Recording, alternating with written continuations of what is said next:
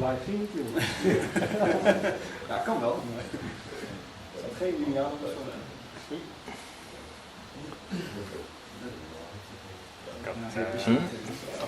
Van de week nog Google geprobeerd trainen van de vloog aan de rennenbal. Ja, kom maar gewoon. Nou, ik zei van, het is deze bal. Dus je moest laten geloven. Doorklikken. Dat was hem wel, hè? Echt gewoon zo. Jammer, hè? Ja, wat is het probleem? Waarom doet hij niks? Het is wel uurtje factuurtje dit, hè? Volgens mij, bij je stream is bad. Hebt hij wel prik, zeg maar? Ja, dat zijn gewoon mensen van het Alfa hier vandaan. Ja, prima, maar doen we even lager. Ze hebben me daar nog niet even een kut mee geschreven. Maar je bent gewoon ingelogd? Ja, nee, dat is niet veel. Maar waarom die? Zo kan ze gewoon 27p. Ah. Ja, probeer het eens. Dat is 5 seconden. Ik moet hier werken, dat soort grappen niet maken. Goed, oké. Ja? Maar je hebt niet? Ja, hij is wel gestart, toch? Je werkt al echt grappen. Ja, oh ja. Ah wel. Nou, top. We hebben maar één camera, toch? Nee, we hebben wel camera's. Zo wel. Ja. Soms zit het even nog zo op daar. Gaan we beginnen? Stukje laatkomers. There's no one. Where's everyone? Where are you calling no one? We count up. Alle blurren. Welcome everyone to at least my last sake. Because I will be leaving Sanoma in September. Finally. We gaan natuurlijk het Alfa.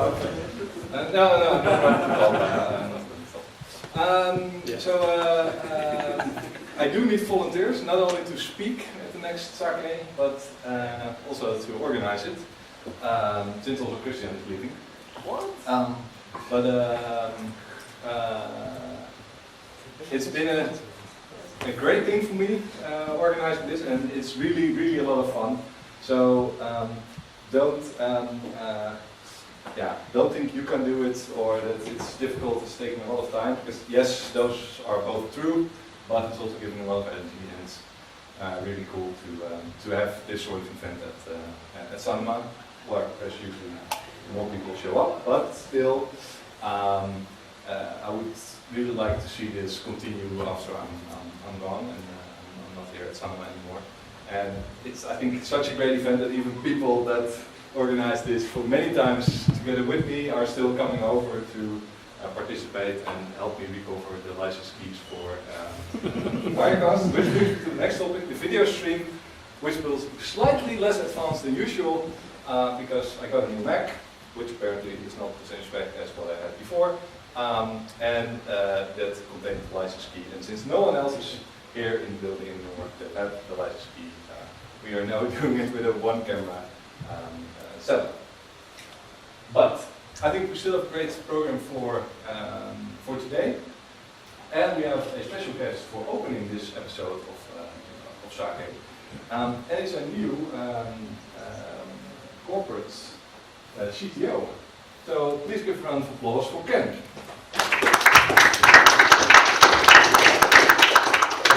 Like it's common, obviously, and also with this crowd of mainly developers, we always ask the most important question to everyone that's new. When we asked this question to our former Dutch CEO, he said, well, I don't care about programming, that's why you guys are there and I'm standing here. Okay. So that's the basic answer. So I think there was all this credit. But you can do better than that. I can do better than that. Yeah. So the most important question, what's your favorite programming language? So I haven't programmed for a very long time, I have to be honest. So I learned to program in COBOL, which goes back a ways, and worked with Pascal and a little bit of C, and then I kind of got out of it and got into IT management instead. Okay. So I haven't programmed for a long time, although I have an 11-year-old daughter at home who is a very enthusiastic Scratch programmer and has now started getting into a bit of Python to enhance her gaming experiences. Okay. So for next summer, she can have like her summer internship here. Who knows, yeah. A little young maybe, but she could be fine with excitement. Well, we have no policies anymore, so child labor. So I think on balance, I would have to say Python, as it reminds me of my old days, where it was actually just a little too much fun.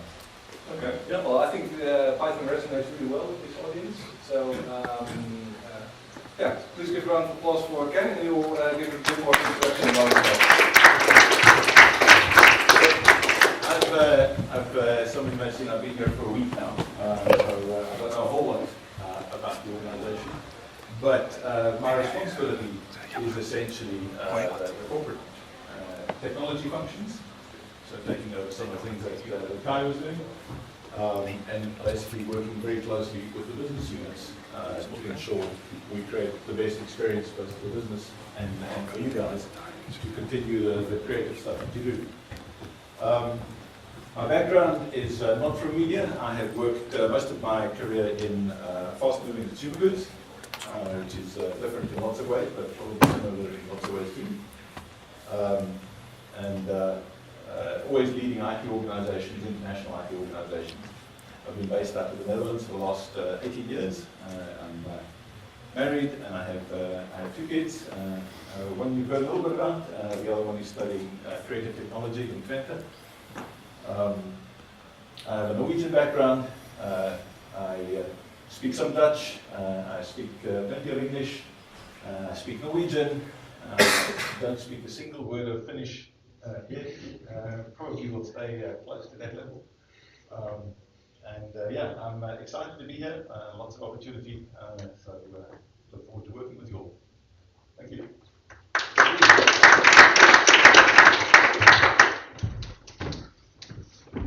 And then for our first speaker of tonight,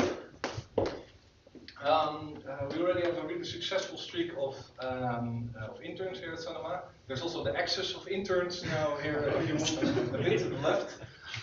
We have Dirk and Bas that have come from the University of Delft, and Ruben is the latest from that university doing now his thesis at Sanoma. And you're going to tell us a bit about how the progress is going and what your research is going to be about. This is Fashion Chic, so we're all anxious to hear what combination you can have there. So please give a round of applause for Ruben. Yes, thanks everyone. Thanks for the introduction, Sander, and hello to everyone listening in on via the stream. So my name is Ruben Starmans. I'm a computer science student at TU Delft. I'm doing my thesis research at Fashion Chic.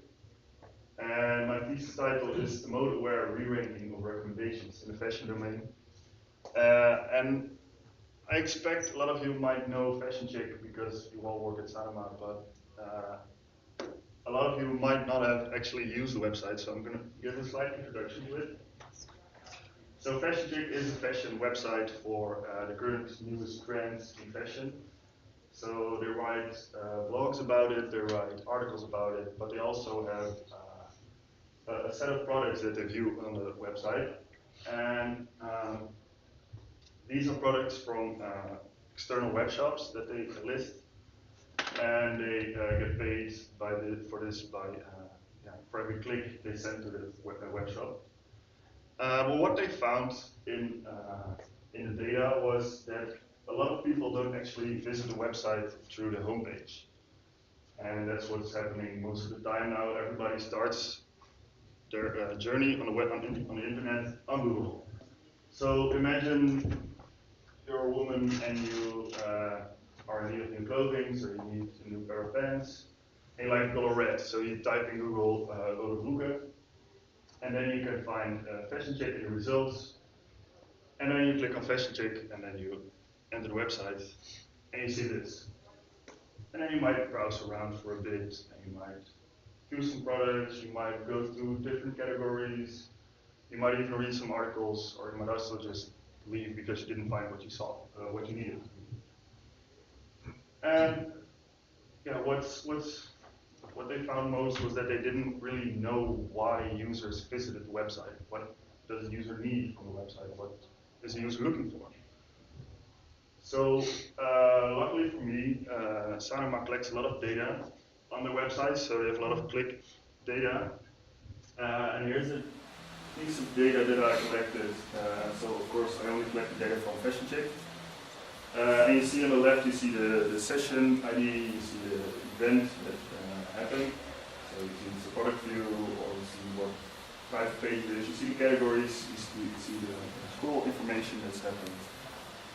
Also the product ID if it's available. And then in this data, there's a lot of interesting information to see what the user is doing on the website and what. And from that, I would like to research what the user is doing on the website. So for this, I ask myself following question. So what is the effect of a mode-aware recommender system on a click-through rate on a marketing platform in the fashion domain?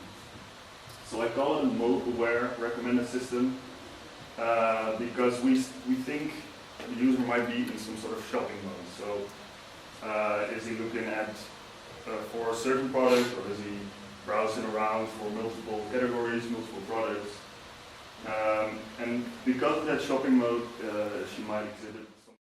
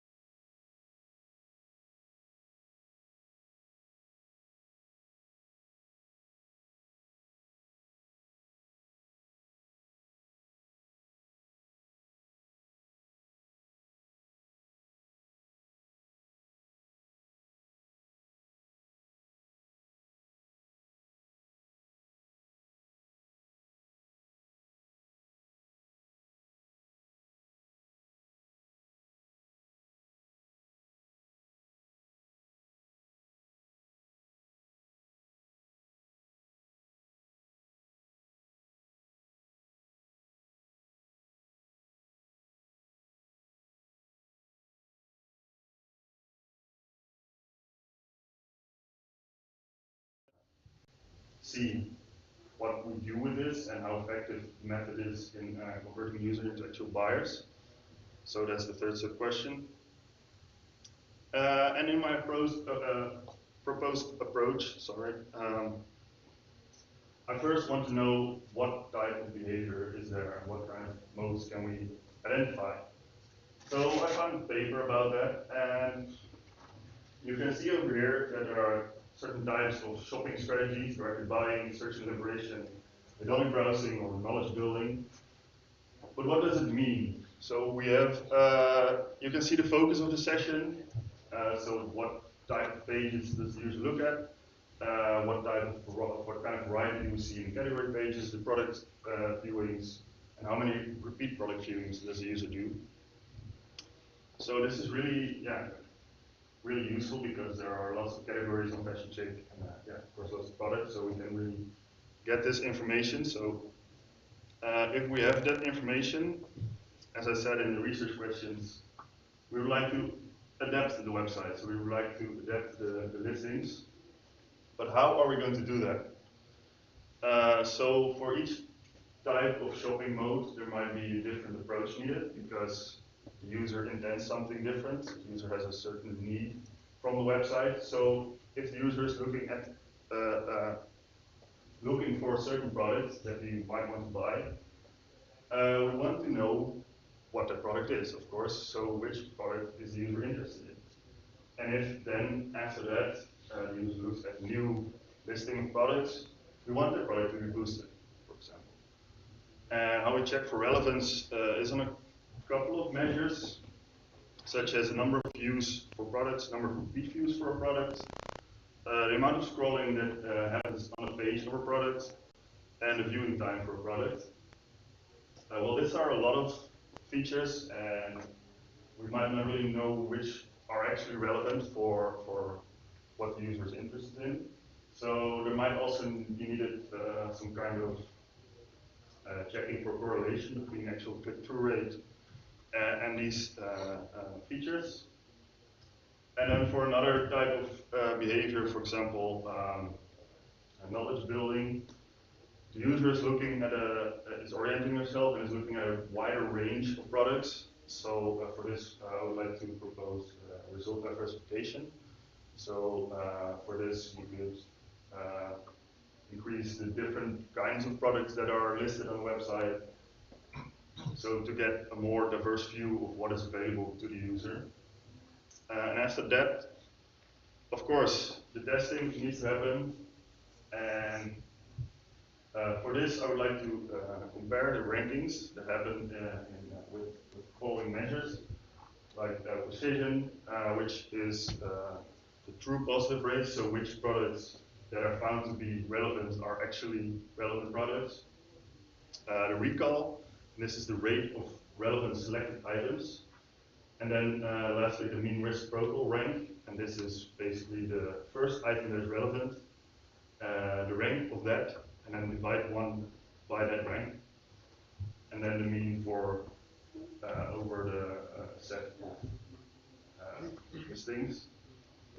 What's also important is in the end is the A/B testing, because we want to know how effective the system actually is in the end, so we want to know the click-through rate for that.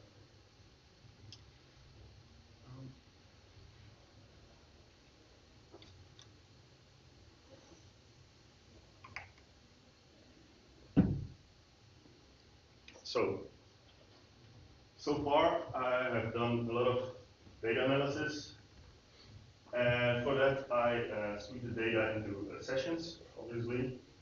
And you can see here the sample data for one session that I found. And you can see on the left it's all the same. You can see the product IDs, you can see the user viewed a couple of products, did a repeat product viewing on the second try. You can see the categories that the user was looking for. So she was looking for Jurgen. And you can also see what the user did on the website. So she scrolled a bit on this product and a bit on this product. So we can already see a bit which product might be more relevant. Based on the paper that I showed you earlier, I selected a couple of features that I wanted to analyze. So I have the number of products, the number of repeat product viewings, the number of categories that are in session, and the number of click-out events. And to give a bit more insight into this data, I made some histograms about it to actually show how many sessions have certain types of products. So you see a lot of sessions don't have any products at all. So this might be because the user didn't view any products because she was only viewing articles or blogs or profile pages or just categories and didn't look at products at all. So you see it dying out really fast, pretty quickly. But what's more interesting is the number of repeat product viewings. So you already see, if you compare it with the previous histogram, that the number of repeat viewings from one already drops a bit, because those people who actually only viewed one product might view the product multiple times. You see that the repeating of three products for one product is higher than the second one, so that might be really interesting. That might be an early indication that this feature might be useful for determining relevance of a product.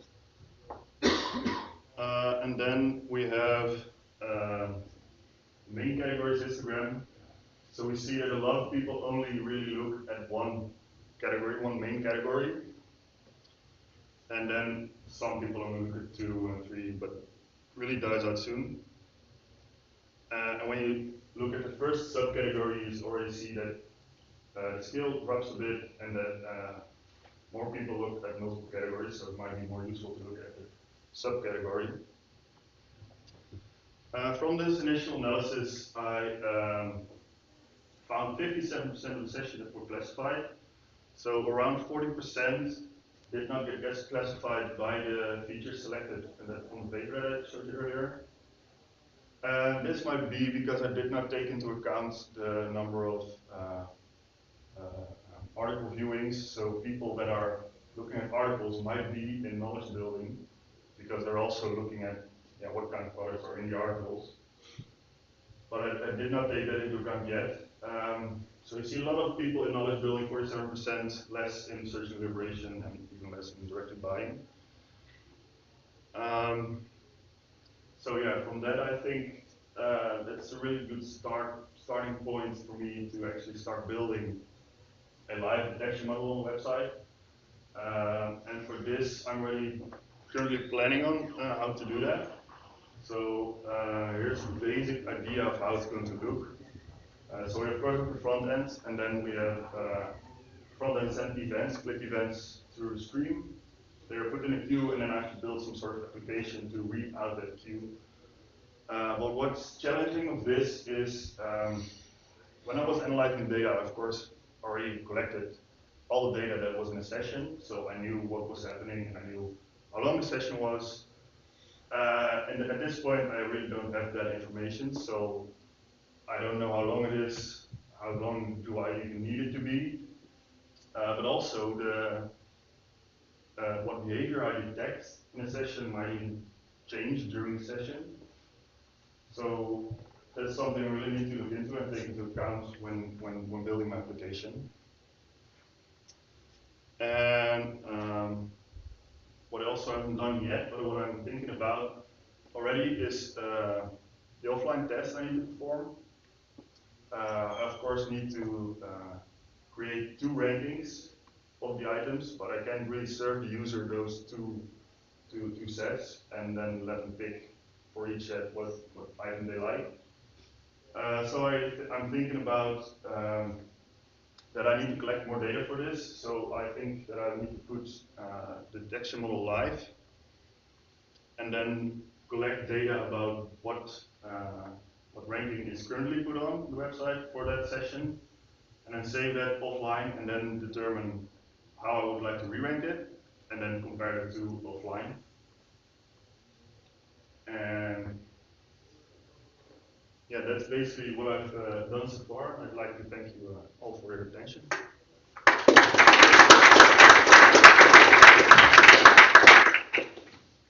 And while then Bas can set up his thing, any questions for Ruben? Yeah, what are the next steps? What do you expect for the coming period? Well, as I said,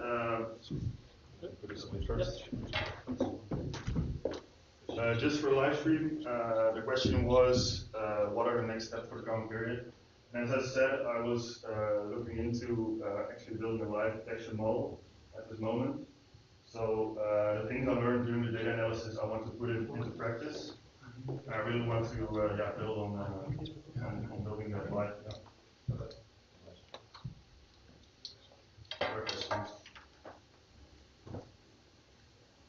Why did you have the product ideas floating? Sorry? why did you have the product ideas floating? Oh. I somehow expected the question already. There's not really a reason behind it, but I was just building, and then I put the data in pandas, and it interpreted as a float, and it didn't really matter at that point if it was a float or not. Yeah.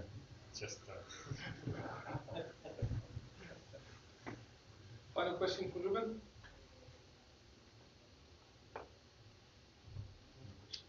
And please give a round of applause for Ruben.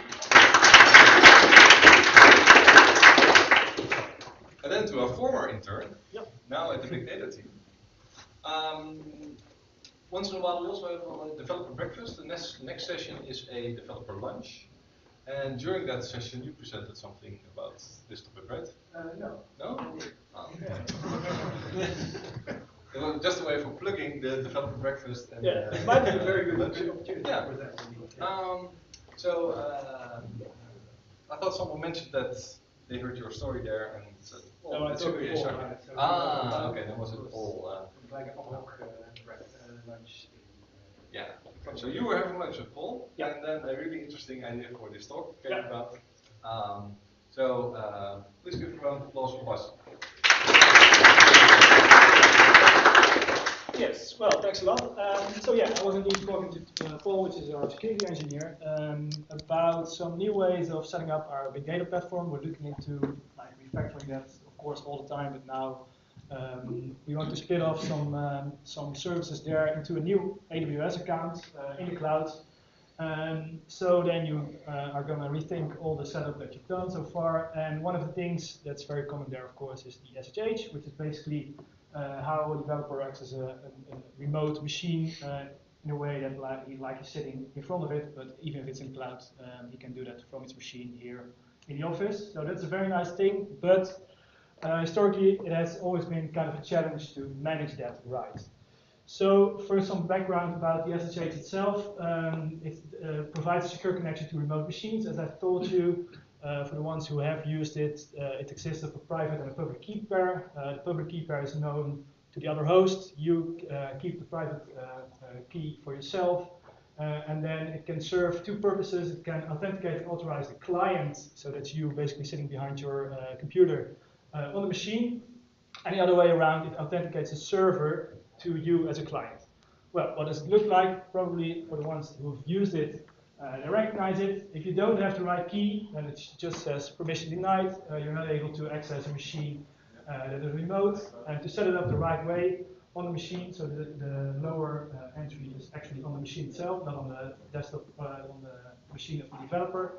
In the authorized keys, you add your own public key. Then you're known to the machine, and if you're trying to log in, then using the way that's described above, then you're actually able to log in and you're in a session on that machine.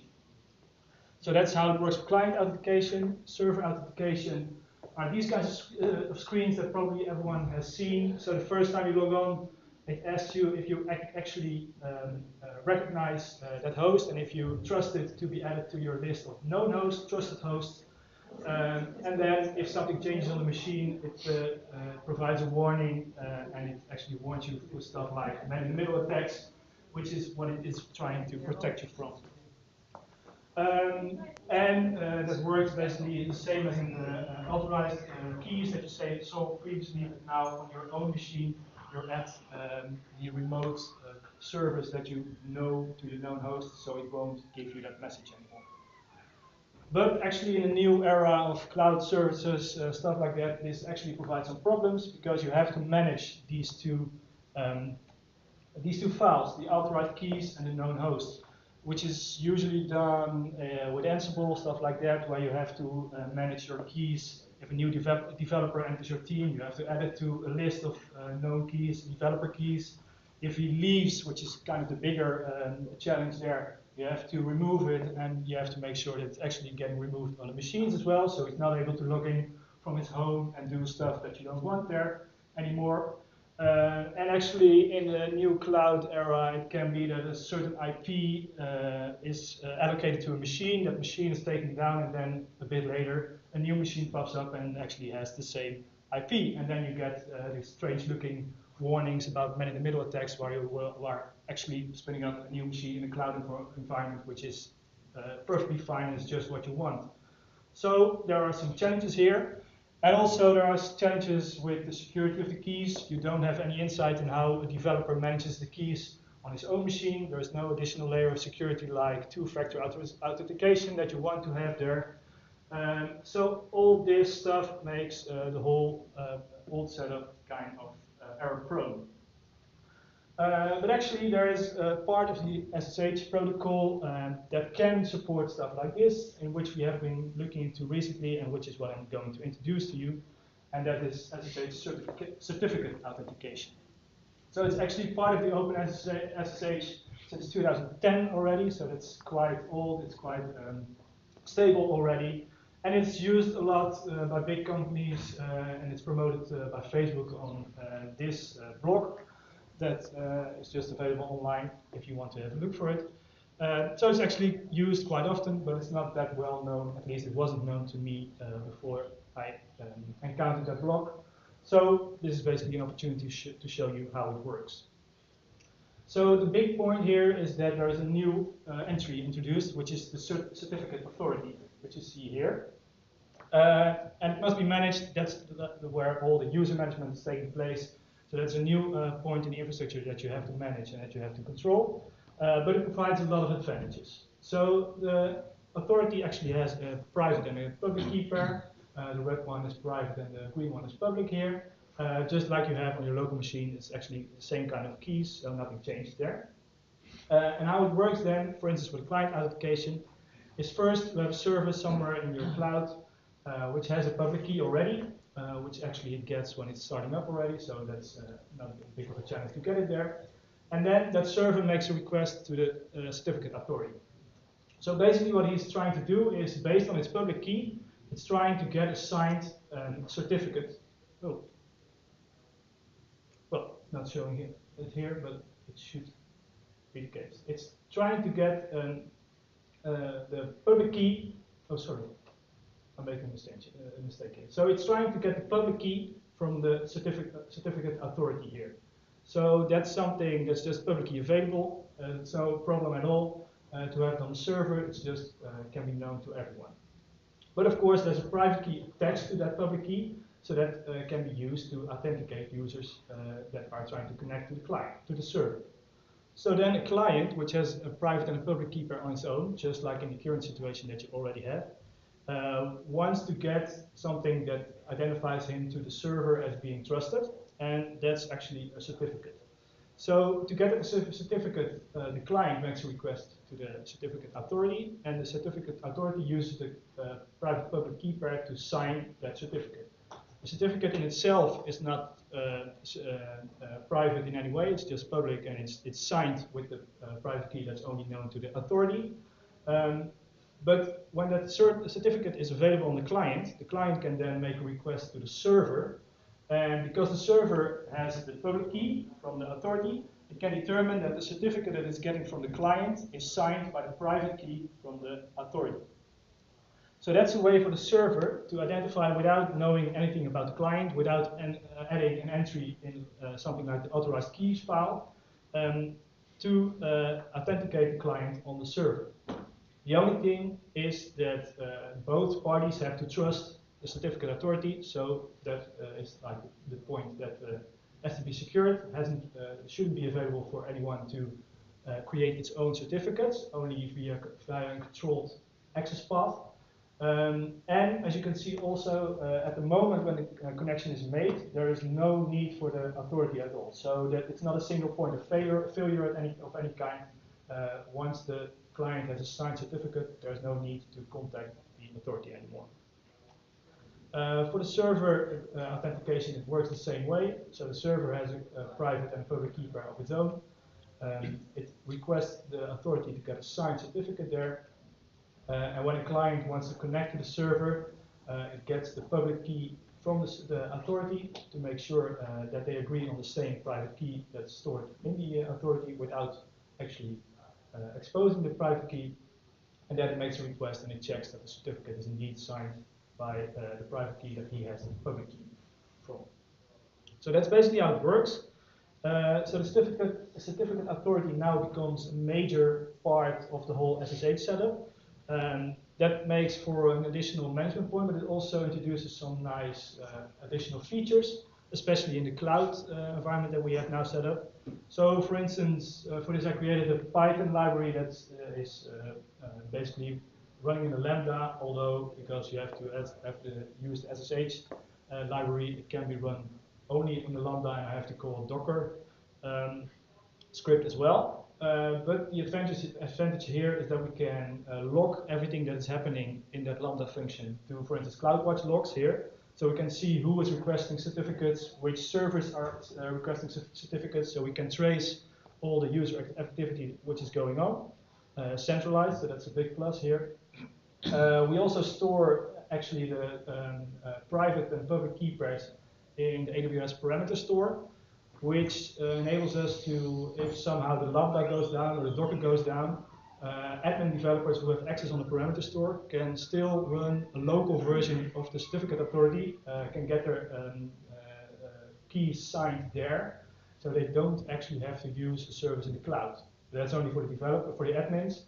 For the other users that want to use this, if you have them, they still have to go through the service in the cloud, because otherwise it couldn't be secured. And the other advantage is that we can integrate the Lambda. So on top of the Python library, there's a Lambda running, and on top of that, there's an API gateway, which is a service provided by AWS itself. And the advantage there is that we can closely integrate that into IAM. And you can see some advantages of that in a minute. For instance, stuff like the two-factor authentication. So let's close this one. Let's see what it looks like. So this is my machine, this is locally.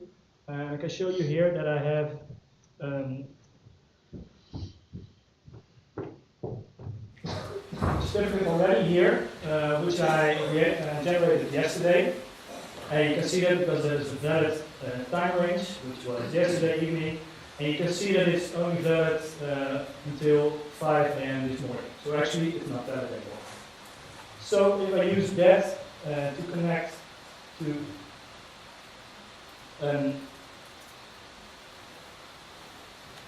machine remotely, as expected, it says permission denied. Well, so the point now is that we have to get a valid certificate here on the local machine. For that, I created a small utility. I can show you it now quickly, and I will dive to the details later. But you can see that I'm using AWS Vault, that basically stores my AWS credentials with a certain profile, and then I run the Python utility locally. I want the client to be set up, and I point it to my public key on my local machine. So if I run that, it will show you the extra layers of security that are added here. So first, it will ask me to enter my AWS credentials.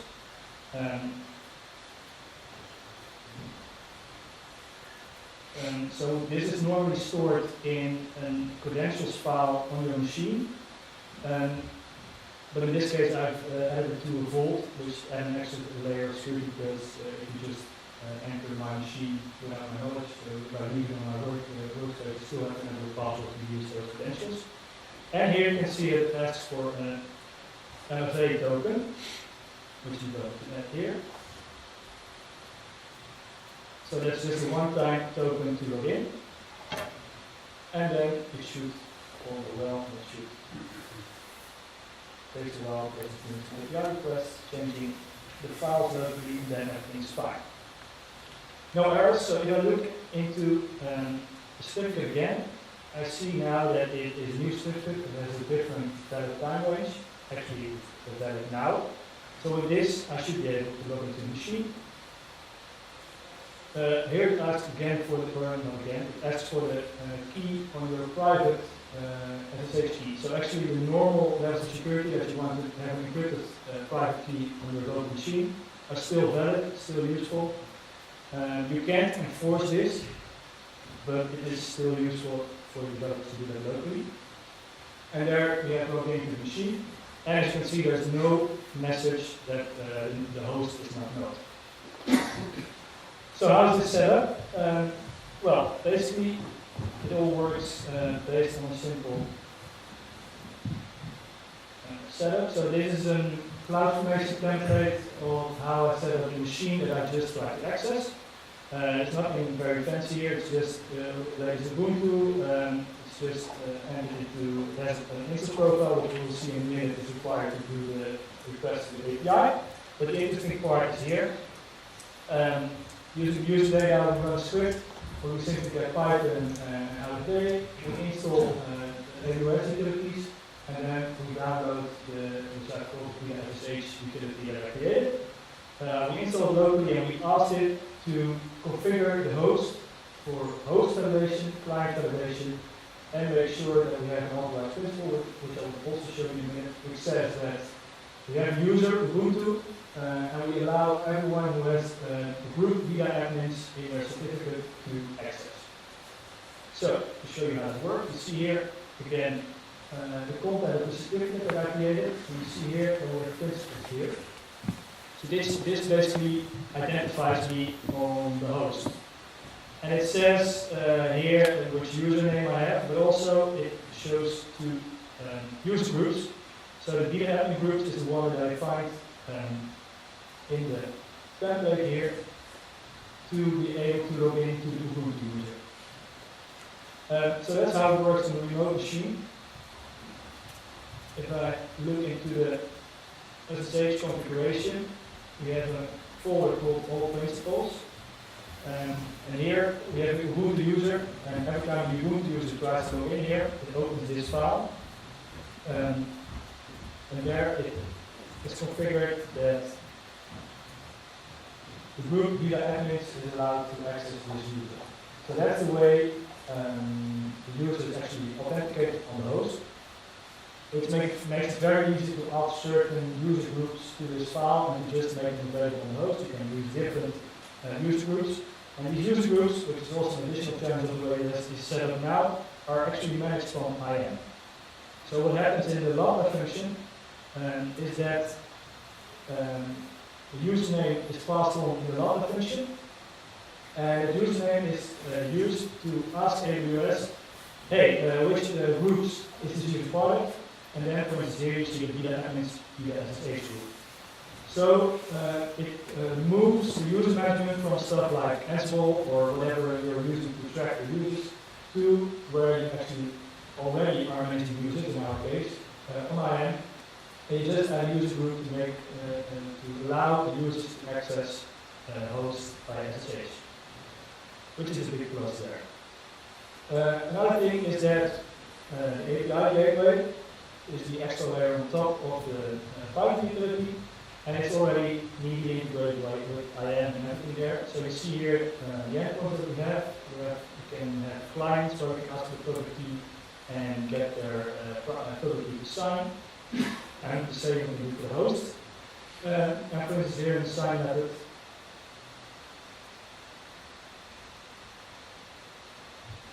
you can see that there's an auth method set up which is taken by IAM. So it's not really custom that I have implemented. It's just the default way that Amazon provides to secure such endpoints. So the NFA additional, so the multi-factor application that you just saw is just provided by Amazon by default. And we also have defined the resource policy which says that on these endpoints to sign a client key, we deny anything that's not a principal and it's not a user as a principal client.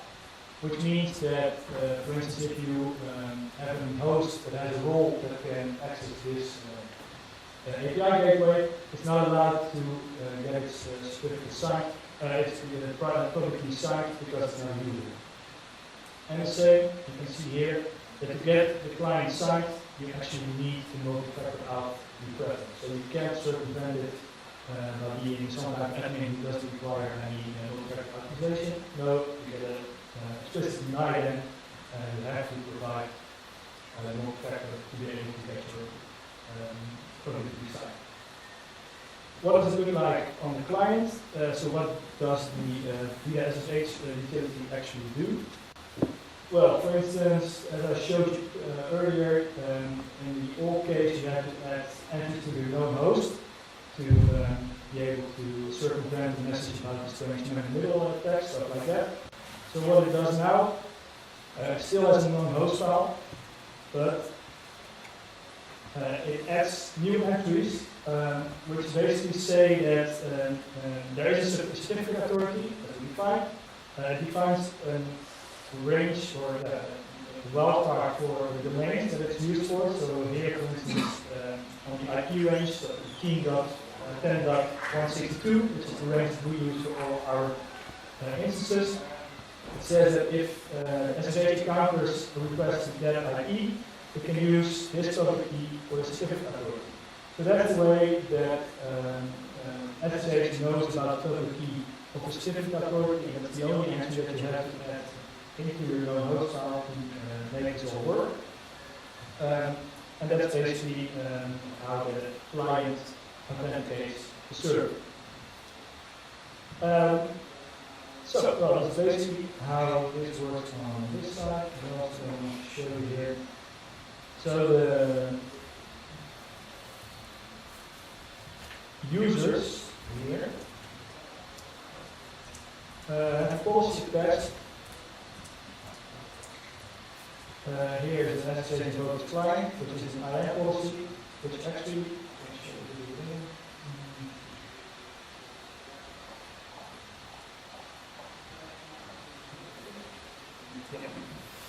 So this is what allows the users to actually invoke the API gateway. So except for the case that you have this policy on either group or user, you're not allowed to do an actual call on the API gateway, or you're allowed to do a call just deny. So this way you can only allow certain users that want to have access on the SSH to have access on the API gateway. If they don't have access, they won't be able to get signed certificates. So that's the way to limit the access to the SSH via AWS provided IAM policies, which is indeed the way to do that there. So that's basically how this all works, how it's set up here. So the advantage for us is that we can manage the users from the IAM console in AWS. We don't have to go to the lengths to do some kind of Ansible setup, to get different keys on different hosts. There's just one entry point everyone can use. It doesn't even have to be highly available because we have backups in the way of setting it locally for the admins. And that way, it really provides to simply set up the whole SSH infrastructure that allows us to access all the hosts that we have to have access to.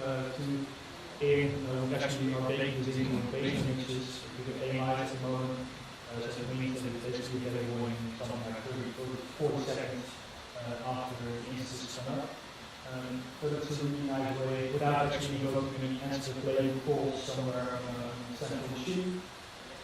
So that's really a big advance for us to speed up that process, properly manage all the infrastructure there, and set it up in a proper way.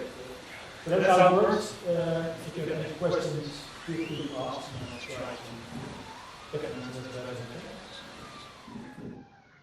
that. You wrote the authority yourself? Because I think you mentioned you wrote the Python library. Yeah. So basically, I didn't really write the authority. So it's all baked into SSH already. But I wrote the logic that calls the SSH keygen script, and the logic that translates like user groups to principals. Right. So there has to be some AWS calls to get the groups that a user actually belongs to. Those have to be translated to the principals that I showed you in the certificate. So that's the logic that I basically built myself, and the logic to simplify the local setup process. So the call now locally is only this one line, but what it actually does is that it already does the API call with your public key as like a parameter in the API call. It alters your known host, so your domain is set up properly, and you don't have to add that authority in your known host yourself. And the same utility is used on the server, so the 3 lines this showed you here. This is actually the same Python utility, but for the host, where it configures the host validation, so that means some entries in your SSH config and getting the public key from the authority, stuff like that. So it's all automated in that utility. But the secure setup, the signing of the certificate, stuff like that, that's nothing that I wrote myself because that's part of the OpenSSH array. Cool. Follow-up question for the certificate. You basically keep them with a short time to live. That's your security with because after one call, the certificate is not checked anymore. So you no, that's true. Yeah, so it's basically the same as when you're using the AWS console. So you basically have a session timeout. And that's what the certificate represents. And if you're sure that everything is set up properly, so actually the certificate on the host looks exactly the same. So it has a valid range as well. Mm-hmm. So if you're sure that it's rotated often, you can set it very short. So we're actually planning to do it nightly. So your certificate only has to be 26 hours valid. And for the client certificates, we only set it to about 8 or 9 hours. So working day. So developers can just sign it once, but the next day they have to do it again to get their access because it's all rotated again and the certificate is not valid anymore. Okay. So if it's set up properly, you're actually able to rotate it quite often, and then it becomes just a temporary password basically. So as a hacker, I have a window of 9.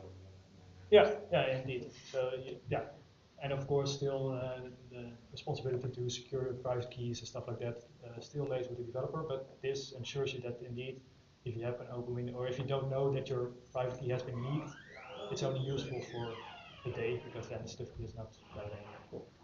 Good stuff. Yep. Any other questions?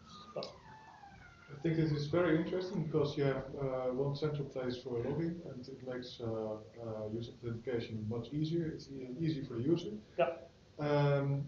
How would you see a migration path if other teams would like to implement this? Would it be a big bang scenario, or can you?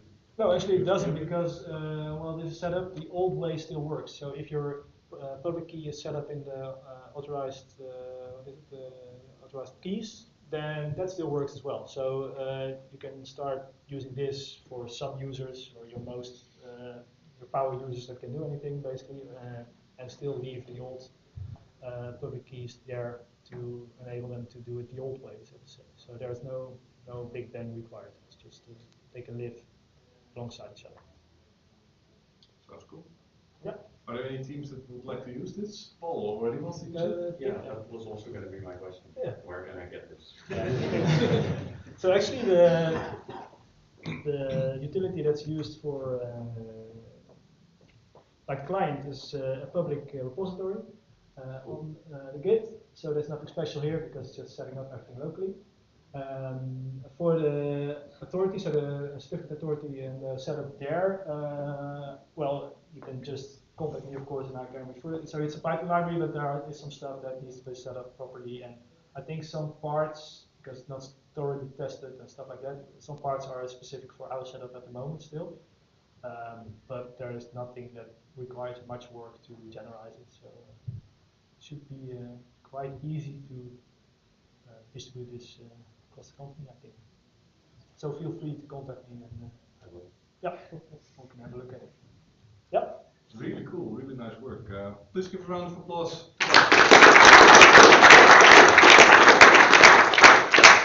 We now have a small break for beer and soft drinks. After that, we have a slight change in the schedule because Pim is not coming, so no React Native. So sorry for the people who are waiting for some front end. There's going to be more terminal after this. We really had two speakers that wanted to present something last minute. So we're really grateful for them. And one of them is Sebastian, so we'll start after the drinks. So let's all be back at half an hour? Let's, yeah, half an hour. Yeah, max. Okay. Let's be back at 5.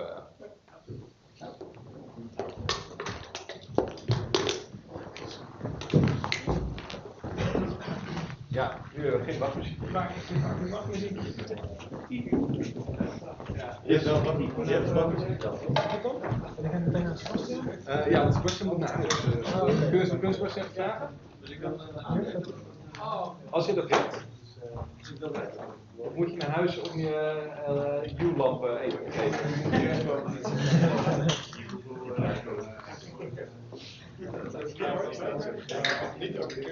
Ja, dat wil ik zelf willen vertellen, maar Het is trouwens misschien gevraagd om dit commercieel te doen voor een tv-reclame. Was je gevraagd om dit te doen? Die kerstboom. De kerstboom trouwens natuurlijk nooit verteld. Nee. Secretaris niet verteld. Ja, nee. En dat wij hier aan het testen waren en na de muziek zo uit aanstaan dat ik niet meer werkte. Maar goed, ik heb een kerstboom gebouwd. Ja, precies. En dan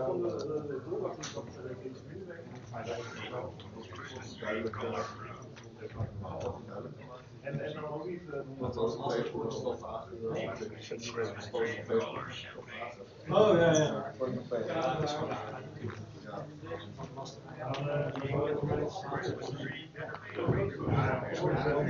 location aware.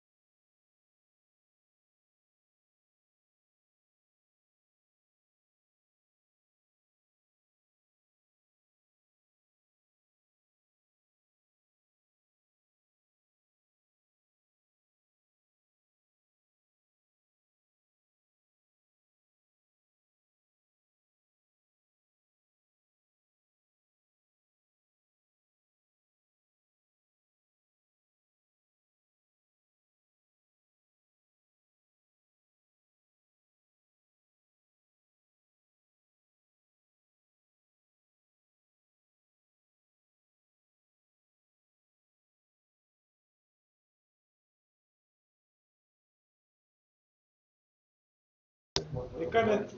Geloof in jezelf. Even meditatie.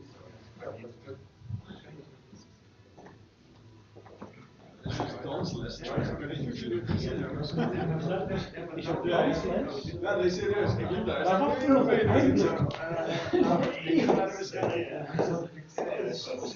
You probably also all by now figured out why there's so little people here. Because we're competing against the salsa lessons. Probably the whole Tom's team is sitting at, or nu.nl, they're probably at the salsa. I can do salsa while presenting. Yes? Okay. Well, if we still have viewers left on the video stream. Like I said, we switched the schedule a bit. So Sebastian's first going to tell a bit about Terrible 2. Then we have Dirk with his Bloemencorso, and then we have Paul doing a lightning talk about authentication using Vault. Thanks a lot for jumping in. It is really short notice because at 10 o'clock this morning I came almost crying to Sebastian, asking him if he could do a talk. And then he said, maybe. And then at 4 o'clock I asked again, and then he said, yes, I'll do it. So please, thanks a lot. Sebastian's in the development support team, and they launched Terrible 2. Yeah. So we're anxious to hear all about the new features. What's possible. So please give a round of applause for Sebastian. Okay, so the 4th of July was a special day. We launched Terrible 2 as a follow-up of Terrible 1. And well, the audience here probably all know about Terrible, but I'll just give a short introduction. So what is Terrible? Terrible is a service that we host at Sanoma, and basically we provide teams with a tool to manage the infrastructure. So Terrible is used to deploy instances, to build CloudFront distributions, to do ELBs, set up databases and everything. And we call it Terrible because it's a combination of Terraform and Ansible, and it's used to do provisioning of the cloud and server configuration. The whole setup with Terrible 1, as you know it, it's a YAML file. It's basically a layer, a template layer on top of Terraform, it was making it possible for us to quickly migrate our services to AWS, but we started running into issues since people were asking, well, is this feature available, or can we use this product? And since we had a template wrapper on top of it, we would have to write loads and loads of templates and make template changes all over Terraform, and yeah, we just couldn't maintain it. So we decided to move on to Terrible 2. Like Terrible 1, Terrible 2 is still written in Go. The problem with Terrible 1 is that we couldn't share the development of templates because it was in Go, and most programmers here are Python experts, not Go experts. So it was difficult to share the burden. So what we did, we removed the template layer on top of Terraform, and we made it basically built Terraform modules. So just write Terraform code instead of a template language on top. So we pulled Terrible and Terraform more apart. And so what we're doing now is just like with the Sanoma Ansible roles, that we have a set of common roles that everybody or all the developers can work on. We want to make a set of Terraform modules that all developers can work on as well. So you don't have to learn Go anymore. You just learn how Terraform works. You learn how the Terraform code fits together. And you can immediately contribute to Terraform or write your own module or build a service on top of different modules. So Terrible, for Terrible 1 we had things like Terrible Job and and commands. I just wanted to spend some time with this presentation to give you an idea how Terrible 2 will work. So, to get started, you need a client, just like the Terrible Job client with Terrible 1. And we've got Linux, Darwin, Windows, and for the Mac users, you can also brew install Terrible. And for Terrible 1, we had a key that you needed to have on your system. With Terrible version 2, we have the AD login. So if you have an AD account, you will be able to log in into Terrible 2. Common mistake we already noticed is that people try to log in with their email address. So just your initial and your last name. That's the AD account, and you can use that to log in. And then to see what is available, you can use Terrible Inspect Universe, and it will give you an overview of all the clusters that are available and all the accounts that we've got available. But you can also do Terrible Inspect Cluster Operations, and you will see all the products for your cluster, or in this case, operations.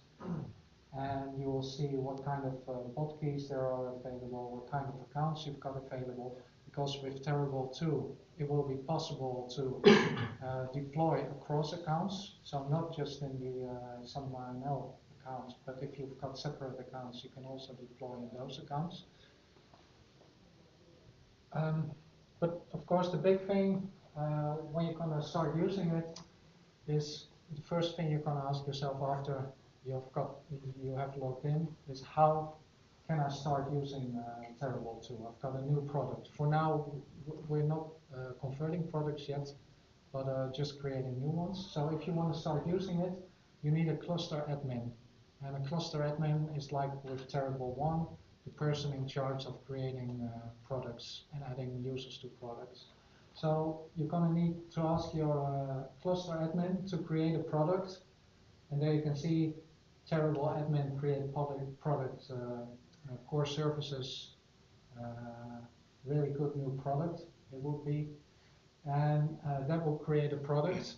With Terrible 2, we're letting go of the difference between environments and deployments. So you would just have to create an environment like test or staging or sandbox. We got some title rules about naming conventions there. But when you create your product, the next step will be to create an environment. So in most cases, it will just be test or staging. And your cluster admin will be able to define that for you. And then the last thing the cluster admin needs to do is to give you access to that product. So, and unlike with Terrible 1, we can just assign users to products. We can't assign the user to a complete cluster. So it's still pretty simple, I think. Project structure, that changes a bit. We still have the difference between Ansible and Terraform. If you take a look at the Terraform folder, you split it up in your different environments. So you would have a test folder, production folder, whatever folder. And then within the Terraform folder, it's a basic setup that you also see in normal Terraform projects. So you will have a main, an outputs, and a variables. In the variables, you put all the stuff that you want to pass on to the main. And in the outputs, you define what kind of output you want, like the name of the bucket you are creating, or the name of the user that you are creating, the IAM user, the output of the password. And in main, you're tying all kinds of Terraform modules together. So using the Terraform modules, just let me go back. So the main TF is really your most important file in your project. And if you look at the main TF, what you will see is things like this, module instance, and it gives you a repository on source.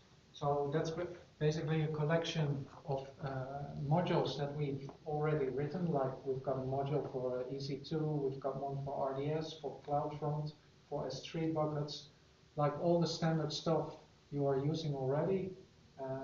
We have modules available for those. And the idea is that we take away the complexity in the module. So for example, for an RDS, it's like setting up the RDS, but also creating users. We put it all in one module, and we pass on some parameters within there, and the things we don't define, it just tries to use same defaults. So it will be really easy to get something up and running, even if you don't know a lot of Terraform code. And what you can do is just define your project as a set of modules. So you can say, I want instances, and you can tie those to your load balancer. You can tie an RDS to it. And basically, if you run it, it will set up your whole infrastructure. We have a Bootstrap project available. This is part of the Bootstrap project, which shows you how everything fits together.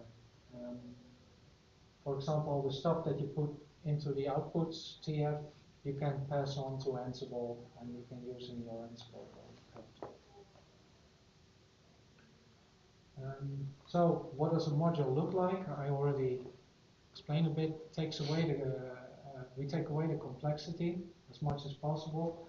And so you can see here, this is, well, the instance EC2 module, and there's a lot of stuff going on that you don't really have to know about. You can, of course, you can check out these modules in source, but there's a lot of stuff going on under the hood, going on that you don't need to know about. But if there's stuff missing, it's quite easy to make a pull request for it. There are some tricks with Terraform code, like you can't do simple if-then-else statements, and loops aren't that easy. You need counts. There's some good documentation on that as well. It takes a little bit of time to get used to that. It's like really basic stuff that you can't do, that you have to get used to working around. But other than that, it's pretty easy to learn. So now you've got a product. You did all your you put your stuff in main. You checked out the modules. So and now you want to deploy your product. So how does that work? Well, in Terraform 2, we've got the following development cycle. First, you do a pre-flight. You've got some validation of your Terraform code, but we'll also be looking at your Ansible code. Are you like pinning the Sanoma common module? Well, that's then you're flagged. Are you using external Ansible stuff without pinning? You're flagged. Are you using a really big instance for your project? That means you're flagged. So there's going to be a number of flags, and some of them are going to be blocking, and some of them are just going to be reports. So if you pass the pre-flight, the next thing is going to be a plan. It executes Terraform plan. So what Terraform plan does, it basically goes through your code and works out what kind of infrastructure needs to be created, in which order, how things tie together, everything. And it will come back saying, with a plan file saying, if you're going to launch me, I'm going to create all this stuff here. And well, you will be able to check that in your client. Once you've done the plan, we build in a stage acknowledge, because the whole idea is that a single for production environments, then we make it a bit safer so that you can't say, well, I'm going to apply this, and we have a single developer who can mess up a production environment or delete stuff from a production environment. So if it's something that needs to be checked by a number of people, when creating the product, you can say, well, for production environments, I want 3 acknowledgements before I'll make any changes. So if you then do a plan, and you will have need to have the acknowledgement first before you can do the apply. Well, if everything has been acknowledged, you can do an apply, and it will run your plan and make all the changes in the infrastructure. And then after it's been set up, you can do an Ansible one after that, and yeah, it will just do the Ansible partitioning. So first step is pre-flight. Again, it's very simple command, Terrible pre-flight. This format cluster name, product name, environment name is basically a standard that you will get used to quite easily. And you have to pass on the commit hash. You can do easily with this. You will need to, after I think 30 minutes, you will need to log in again with your AD passwords. And it will create a snapshot file, will validate the code and everything, do the checks. The nice thing is, because it created a snapshot file, if you got rid of your branch for some reason, which happened with Terrible 1 a number of times, you will still be able to deploy that, because we had a number of issues with that before. Next thing is you do a plan with your pass, and you'll get a plan idea, cut out a lot of stuff from here, but basically it will show you what it will create, what it will destroy, and it will come back with a plan. Then you've got the acknowledgements. They're optional, so if you're in a test environment, you can just say, okay, I'm going to do this, but for production it shouldn't be optional. And so you can acknowledge it. And then the next step is going to be the apply, which is usually a long a lot of output. So you specify the plan idea, which is a shared plan idea of all of the projects, of course. And once you're done with that, you do the Ansible command, which is going to be another lot of output, and then you've got the stuff provisioned. If I go back to the development cycle, so the way it basically works is you make changes, you commit those changes to your remote repository, because Terrible is looking at the remote repository. So you have to push to the origin, and then you can do the Terrible plan. It will get the stuff from the remote, look at the changes, you can plan, and then you can apply, and then you do the Ansible one. But for now, might change in the future, but for now, suppose you want to change some Ansible code, you will have to go through the full cycle again for now. So you will have to do another push of your code to the remote, do another plan, apply, just to make sure that the state is going to be consistent. Because if you change your code in Ansible, and it would depend upon some Terraform changes that are expected, you would really have to bring your environment in line with what you want to do with Ansible. So that's why it's a full run. But it's important to remember that you always need to push your code to the remote. But this is basically it. It's a couple of commands, and you'll be up and running. That's about all I have to say about this. Yeah.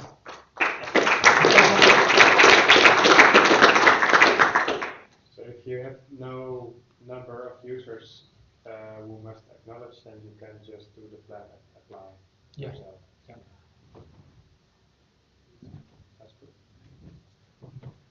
You can, of course, apply someone else's plan. Yeah. Yeah, you can. You can. So it's ready for use. It's officially launched. So if you've got new products, if you've got new products, go ahead. Use Terrible too, because we've got some nice modules there and some good stuff as well. You'll be able to share data sources as well, which means you can set up one RDS that is used by different projects, so we'll be saving money, loads of money, I think. So go ahead and use it as soon as possible. For the existing products, we're still working on a conversion tool, and we'll let you know about that later. Also, the code is much the Go code is much friendlier, so you can also contribute yourself if you want to add a feature and send a pull request to Sebastian or Gert-Jan.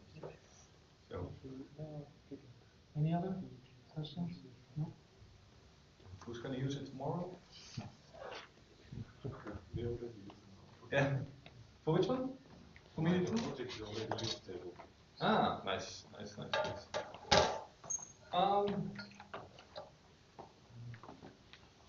Round of applause. Yeah, please give Sebastian another round of applause. So I was thinking what to tell about you. It's like an ex-intern, and you're actually our first intern. I was the first. Yeah, I started all the. So in the data part, right? Sorry. Yeah. Big Aussies. Yeah, but it's like sales. And actually, you. And after that, in the big data team, and now at the Flora Holland big data team. Please give a round of applause for Dirk. Hi, welcome everybody. My name is Dirk. Half this room probably knows me because I've been roaming this building for almost 4 years. First as an intern, indeed, and then as a data scientist. I now work at another place, at Flora Holland. It's a flower place, and you might be wondering, what do you do there? Well, when I left, I told everybody I was going to sell flowers, but I'm also a data scientist there, so I rather talk about all of that stuff. I want to tell you one of the use cases, one of the projects I've been very involved in, and it concerns a lot of images of flowers. So, I work at Royal Florida. Who doesn't know Royal Florida? Almost nobody. Well, it's the biggest flower auction in the world. I'm actually located in Alsmeer, so it's really close by. It all started more than 100 years ago as a cooperative of growers. They all bonded together to have a stronger position on the sell side of the flower business.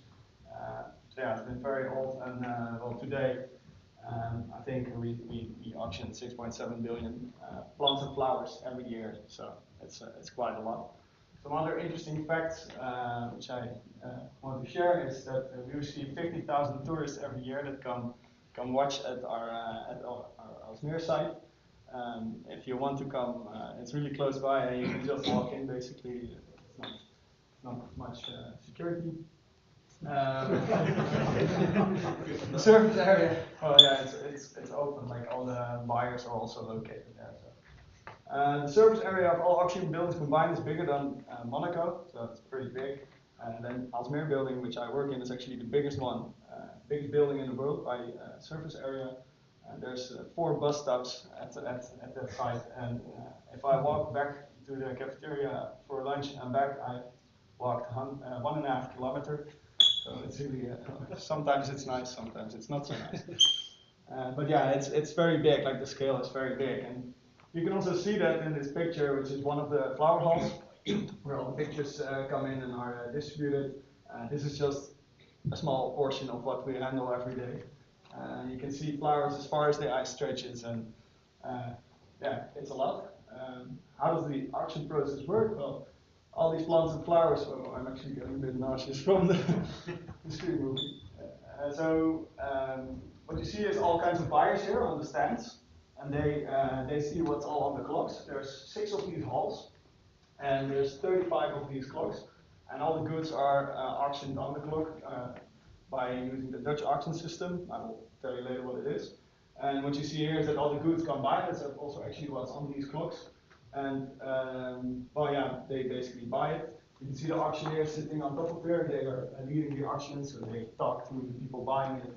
And next to this, there's also a whole bunch of people buying remotely. So from all over the world, people can join in and join this bidding process. So yeah, once the flowers are sold on the auction clocks, it goes through this process, which is like really a lot of fun to watch.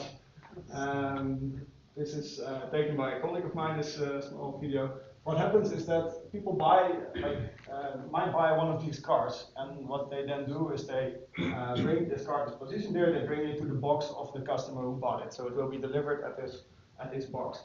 But sometimes somebody also only buys like a few buckets or only half of the carton.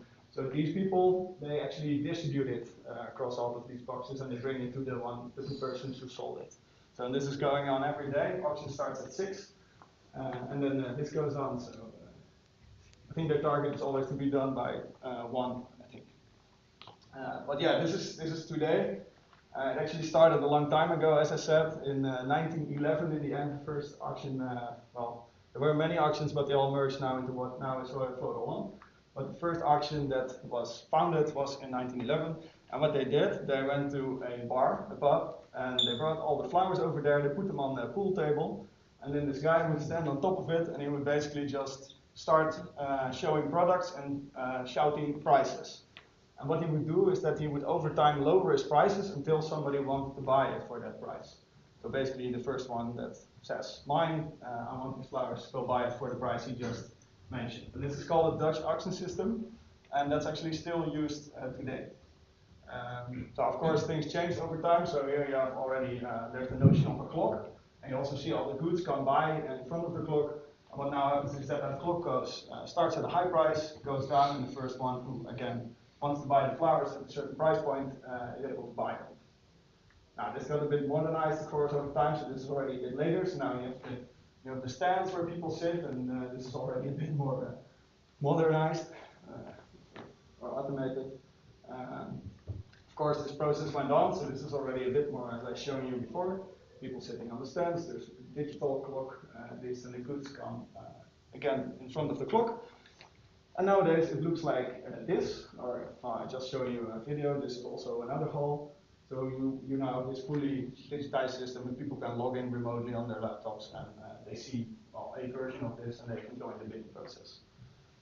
Now we come to a problem that I want to talk about, and that's because in the past, they actually got to see the flowers. They actually saw the flowers in front of them that they were going to buy. And there were actually people who were called opstakers who would take a bucket from the cart and would show it to everybody in the stands. And well, they would say, well, buy this, buy this. And nowadays it doesn't happen so more. So the hall you just saw, there's still flowers in front of it, but in many halls it's actually not the case anymore. And also, because people are buying remotely from all over the world, they can't see it anyways, even if it would be there.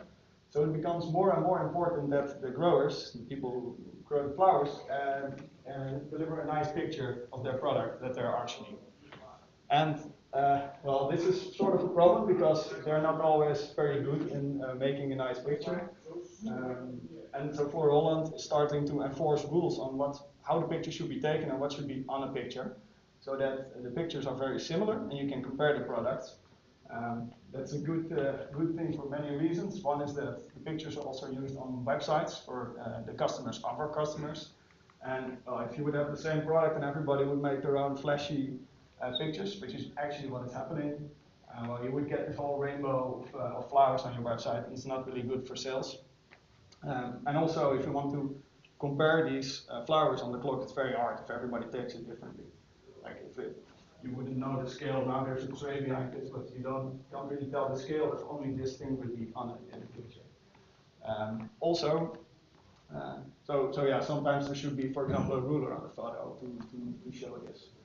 Sometimes if you deliver it in a tray, there should be one item should be in front of the tray so people can see what the actual product looks like. And I think Paul gave a talk about colors in pictures once at was that you? Oh, I thought it was you. It doesn't matter, but like if people, for example, put a black background behind the picture, the perception of how you look at these plants changes as well. So that's not good. So we want really white backgrounds. Or in case of white plants, it can also be gray. But anyway, there are now rules to say like this should be in the picture. And you can imagine that for all these goods, every day there's a picture taken which should be recent. That's really hard to do. If we would hire a team to do this, I mean, it's impossible. It's just too much to do by humans. So that's where I actually come in as a data scientist. We started thinking about, okay, can we automate this, and can we have the computer look at these pictures and see if elements are present? And so we did.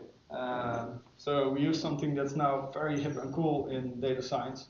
It's called deep learning. Who has heard of deep learning? Who thinks he knows what it is? Okay, I won't go too deep into it. I can talk about this for an hour as well. Basically, we used a deep neural net, or we trained deep neural nets for various elements that should be present on pictures. For that, we use TensorFlow, which is a really popular backend for doing deep neural nets, and you can define them in there and train them. On top, we used actually Keras, which is an abstraction, a Python library, an abstraction above, on top of TensorFlow, and also other backends like Theano or this open source Microsoft thing, CNTK or something like that. But you're able in Keras to define the network, so the shape of the network, of what it looks like, and it takes care of all the backend, the TensorFlow stuff for us. So yeah, what we can then, for example, do is train, okay, we have pictures of plants, and we have pictures of other things. We use the C410 dataset for this. And then we can train the neural net to define whether this is a plant picture or that or not. So that's one of the properties we do. And training a neural net of a fairly large size yourself from scratch takes a really long time. So what we also did is use a pre-trained network, in this case VGG16, which also comes with Keras. They have many pre-trained networks. And the idea behind a pre-trained network is that somebody already trained a neural net to discover all kinds of things on pictures. So they just took a data set of a lot of labeled photos, and they trained a network on it. And what it's really good in doing is then determining for certain categories what's on it or something like that. And what we do with a pre-trained network is something called transfer learning. So here we have a representation of a neural net with the different layers, and it is trained to do this particular thing that somebody has thought of. What it actually does in like all the first layers is learn features about the image, like is there a white, or is there what do you call it, a flock, an area like a surface area, or a cube, or a circle, or is there a rectangular object in it. So what it's really good in doing is finding these type of features in an image. And the last layer then do some classification based on these features. So what we do is we take out this last layer that does a classification, but we keep all the part of the network that determines all these features, that can find all these shapes and colors in there. And then we basically just retrain it with our own purpose. So if you want to know if there's a ruler in the picture, we train it for pictures that have rulers and don't have rulers and those type of things. And by doing that, we can basically create our own awesome, really good working neural net.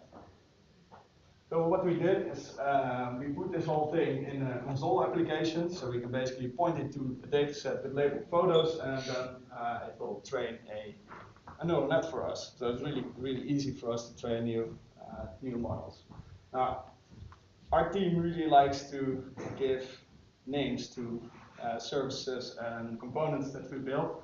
We're a bit unorthodox in that. And we also really have a lot of discussions about this. This particular component that trains deep neural nets is called Mariana, and it's called Mariana because of the Mariana Trench, which is the deepest trench in the world. And somebody decided that should be our name. So this thing is called Mariana. It gets way worse the further I go in this presentation. So what we also do, not every problem has to be solved with deep learning, because it's now like the holy grail and everybody applies it to everything. But there's also simpler, like problems that are much simpler and can be solved other ways. So for that we have a heuristics-based package similar to Mariana. It's called Eureka. My boss is really good at thinking about heuristics, or so he says, and that's why this is named like this. And through that we can train simpler models than just deep learning stuff. So now we have trained a bunch of models for rulers, for background, for if there's a tray in the picture or not, if there's a bucket in the picture, like all these things we can train a model that can determine for a picture if it's in there or not. But of course, we cannot just give this to some team and say, well, here's a model, use it. So obviously, we wrap an API around it, and we put all the models in production. I will talk more about it. And people can call it, can call the APIs with a picture, and it will tell what's in it. We put this all in a Docker container. I don't think I need to explain why we want to put it in a Docker container. It makes it very flexible both to develop and deploy in all kinds of systems. I think Docker is awesome. Never worked with it at Sanoma though, for some reason. Don't know why. Yeah, and then what we can do is we can call the API with all the models in it, and it will give you back for each thing that we have. It will give back some. It's not a probability, but a score for how certain it is that this particular property is true for this picture. But of course, we're not there yet. If we have this, then well, that's already great. That's maybe the hard part. But we also need to determine now if this picture, if that picture is correct or not. If all the elements that should be there are there, and all the things that are there that shouldn't be there are not there. So we take the core photo standards as they are defined by the business. All kinds of requirements based on the product code and based on the FUST code. So FUST is basically the container in which the products come. So in this case, it's a tray. It could also be other things. But we also need that part to determine if a picture is correct or not. So we also build a decision engine. We put a rule-based system in there with all the rules that have to apply. We also call some additional APIs. It's not really important, but based on the product code, we can find all kinds of metadata about the product. So we take all that in. That API also calls magical, asks, okay, this needs to be in the picture. Is it truly there? So all the deep learning and cool stuff happens there. And then it tells you if it's correct or not. That API, we also gave a name. It's called Judy. And it is called Judy because it's a decision engine. And we named it after Judge Judy, the famous judge. I think we have great meetings about all of these things. It's really fun. So you would say, okay, now we're done. We can put a picture in Judy. Judy will determine if it's correct or not. But as many data scientists would know, it's actually you're not there yet because you also want to know what's happening. Like how is the model performing? Does it work? Does it keep working? Does our environment change? Do the rules change? We need to monitor somehow our models. So we want to know something about the accuracy of our models, and we also want to know if we can get more training data or more, if there's more examples of pictures that we want to have. So we also built a feedback API. It's called Poke after the image catalog. What you can do basically to this, it's a very simple component. You can put a picture in with a few labels, and it will store the image on S3 with the labels. We also hash the image based on content. If you want to know more about it, look at that GitHub page. But basically, we can give a unique hash for the image based on what is on it. Now that we all have this, we started also to talk more to the quality department. I once went with them actually to see how they work. They are the ones who actually check if the photos are good enough, if the products are good enough. And what they do, there's these giant cooling cells with all the products lined up in them. And what they do is they look up in the system what has been delivered, and they go with his card and his laptop, he goes through them and he checks what's on the cards and if it makes sense and those type of things. And he can no way check everything that's been delivered. But yeah, he's at least a person who can give us some feedback about it. But we cannot, of course, tell to him, well, just call these APIs with these images and go ahead and do something. So we built something for that. We built a tool in which he can export the stuff that is been delivered to an Excel sheet, and then he can upload that Excel sheet into our system. It's great for integration, but he can upload it, and then we will tell for every line in that Excel file if the image is good or not. So we call this system excellent. And what you can basically do in it is, well, you upload your Excel, you get to see the picture, some data about the goods themselves.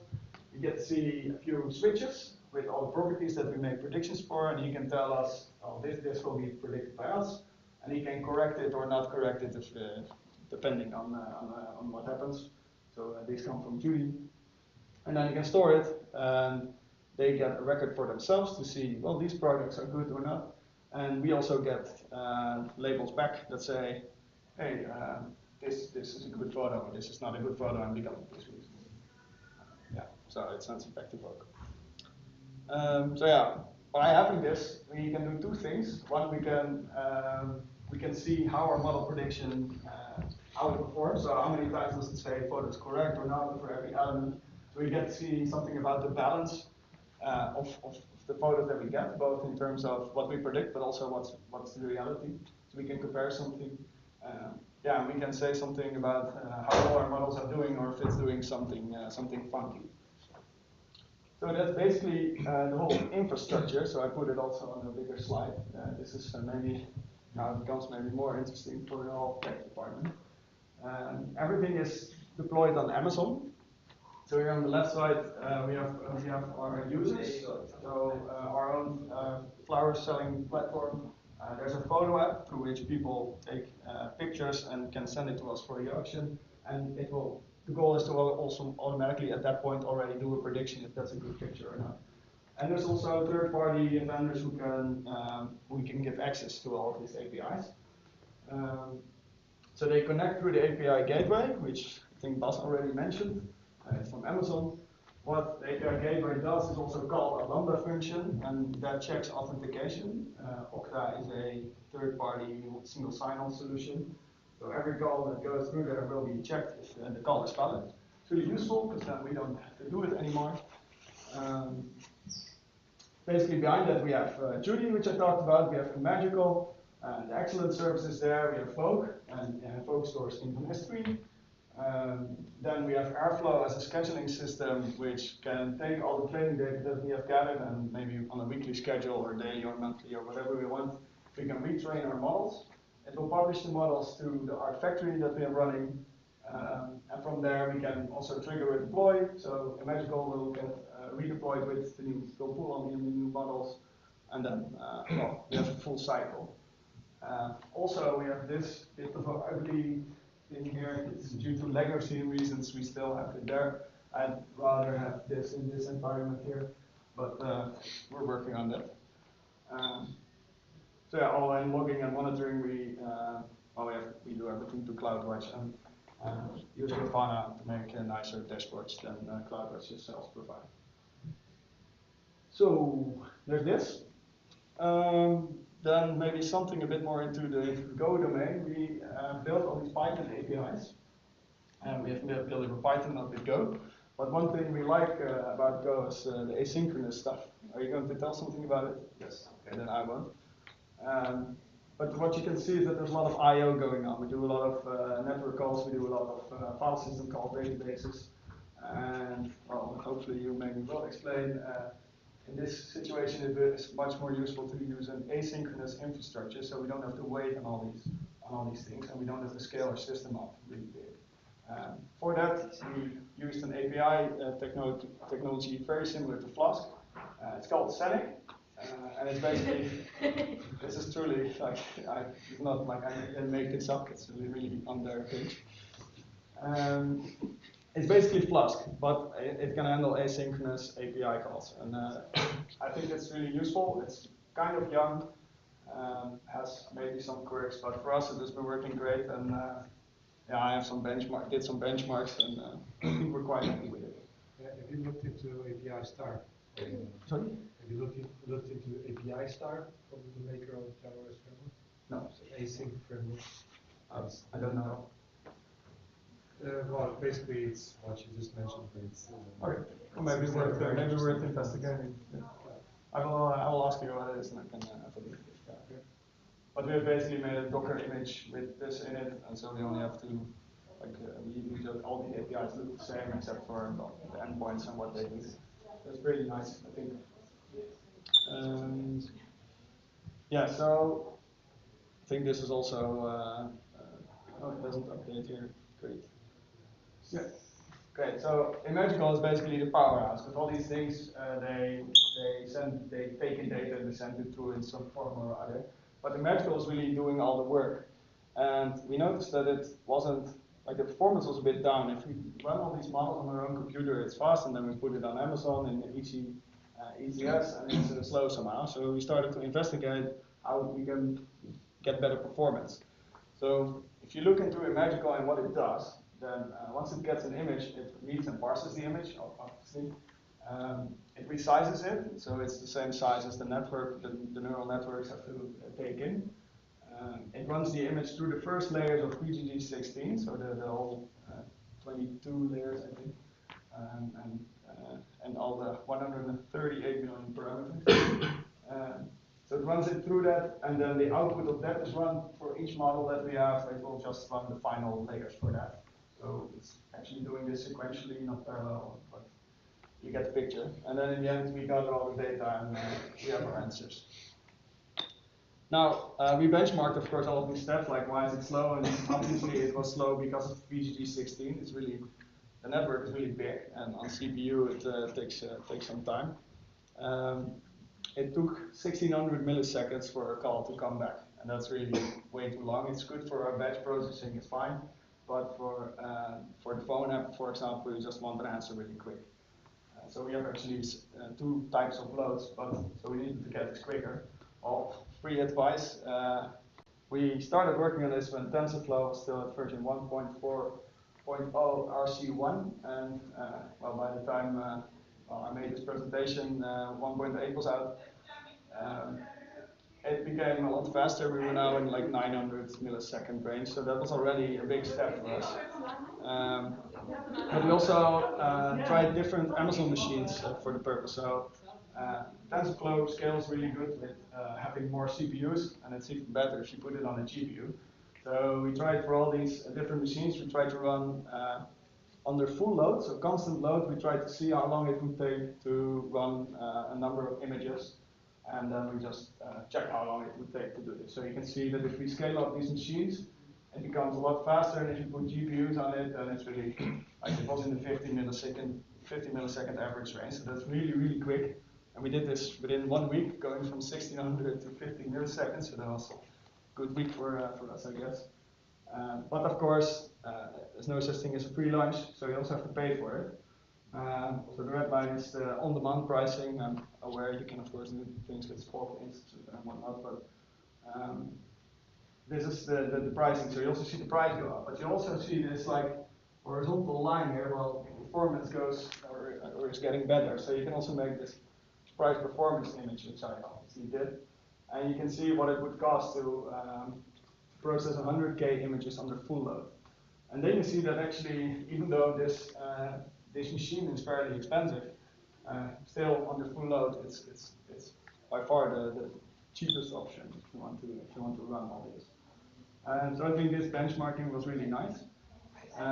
But this is of course under a synthetic load of 100K images. It's running through them under full load constantly.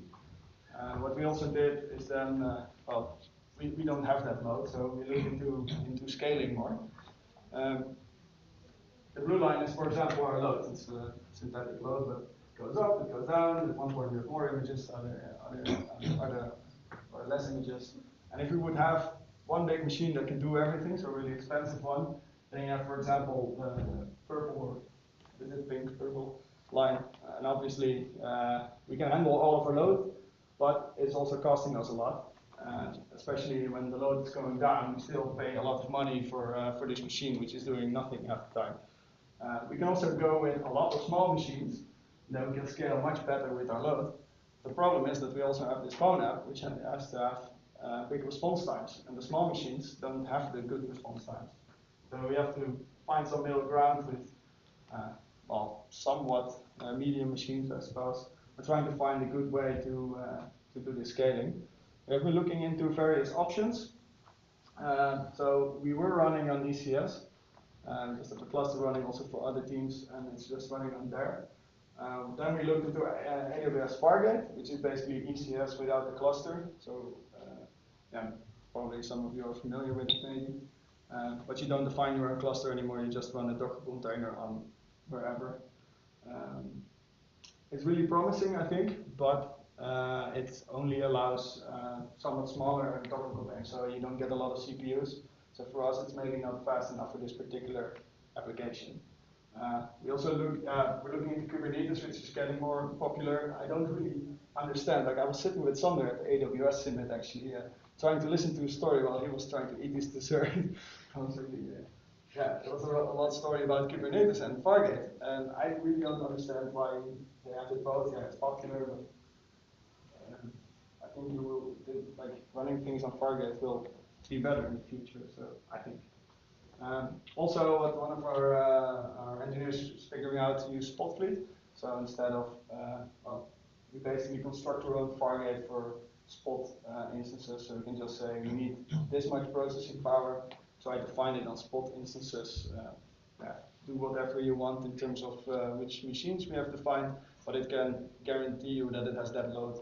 And if it's not available because there's no Spot instances for a really cheap price, then run it on Fargate or do something else smart. So I think, by using the scaling, we can still make this very heavy application cost effective. So I think it's really interesting. Okay, I'm almost done. So next steps. This is something that I was working on last week, actually from scratch. What we did is. What we now did until now is not saying, okay, is there a ruler in the picture? Is there a tray in the picture? Is this in the picture or not?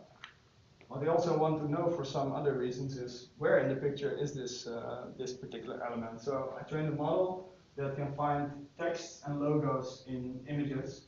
What I did is I took I think 1,000 images that were completely clean of this. So I used the quality team's feedback to find these images. There's no logos, no text in them. I then downloaded a logo data set and our own logos, which is a data set of 4,000 logos, and just randomly put text and logos into these images. And then obviously I know where they are because I put them in there. And I can train a model that is going to try to find logos and text in images that are actually real. This has actually been submitted by somebody. This is not constructed by me. But you can see that it already finds a logo and some text. And this was really like the 0.1 beta test. It also sometimes does not work well. So somehow here it thinks there's a text over there. Why? I wouldn't know really. It's also doing some funky things here. I think we need to work on this a bit more, but it's really promising. By spending 2 days on this, I already got this to work. So I was fairly happy. Something we learned. I think it's good to do these projects end to end.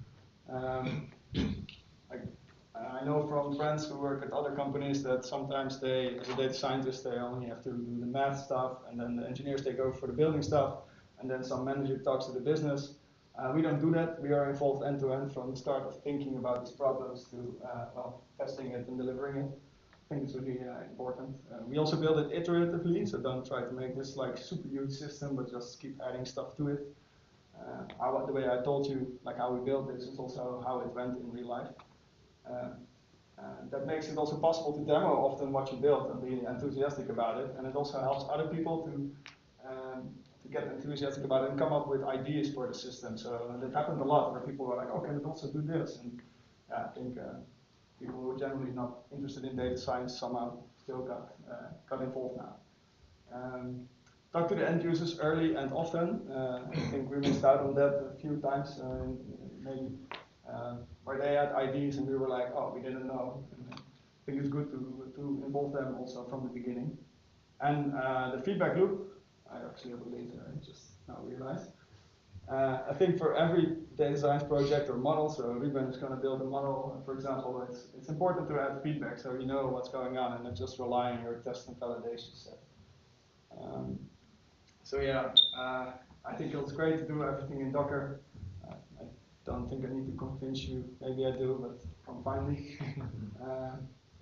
Also, we try to use as many managed services as possible that we can find on Amazon. So everything you build yourself, you have to maintain. And I know for a fact that working at some other company previously, that there was a lot of self-built stuff. I will not name them.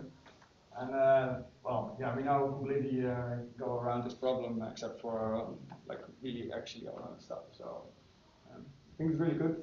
Also, don't throw deep learning at everything. It's not the holy grail to the universe. It's like sometimes it's really good, sometimes it's not. And also, I think it's really good to keep a bit of fun in your team and name all of these things, and definitely spices up the meetings a bit more. So that was it.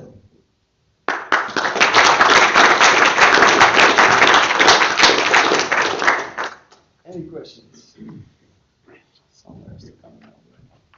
Yes. Do you also, let's say, recognition of the type of flower? So maybe they send in a picture of red roses and there are other type of rose. So is it also? Yeah, I always get this question. Okay. So it's a good question, I suppose. But it's not really a problem for us because there's not a lot of people who do this because it's not in their benefit. If the grower sends a completely different plant or flower, you will either get caught on the clock itself.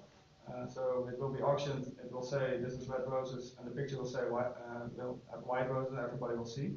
The auctioneer will mark it, and people will be calling you.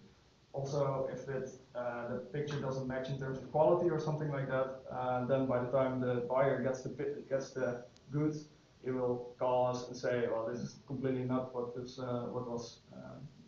told in the delivery note," and they send it back. And that's also one of the tasks of Floral to do these kind of things.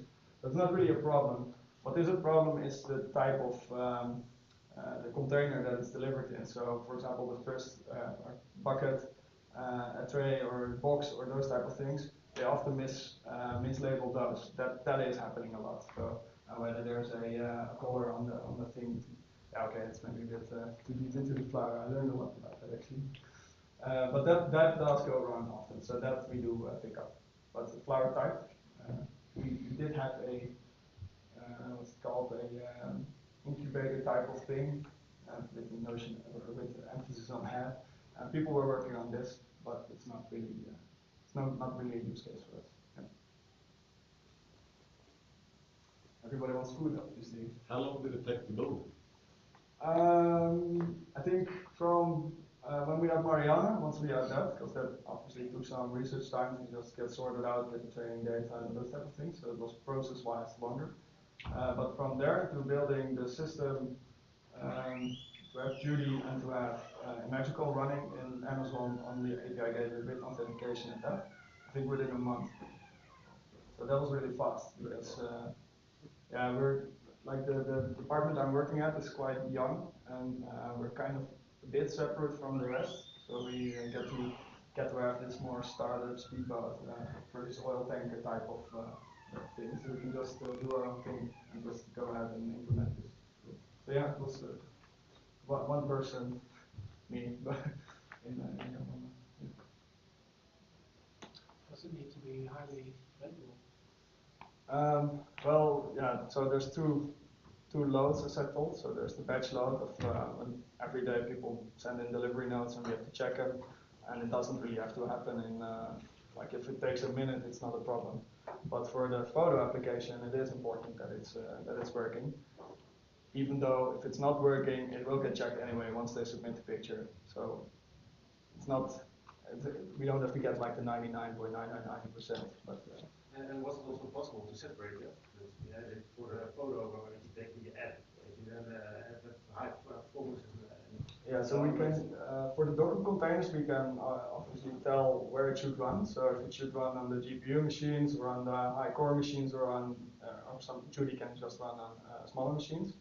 And at this moment, we haven't separated like where the call comes from. We haven't set it in a certain direction, but we can. So we know in Okta we set the client credentials of the applications, and from there we know who made the call. And we can, for example, in Judy say, okay, if this user is it, send it to this. And we don't do it at this time because the photo app is simply not like that. So, but we can actually. We have thought like that is it. Yes. Food. What is food? I have no clue. Oh. So it's Italian. It's flower balls. It's recipe from the Really past. good. Yeah.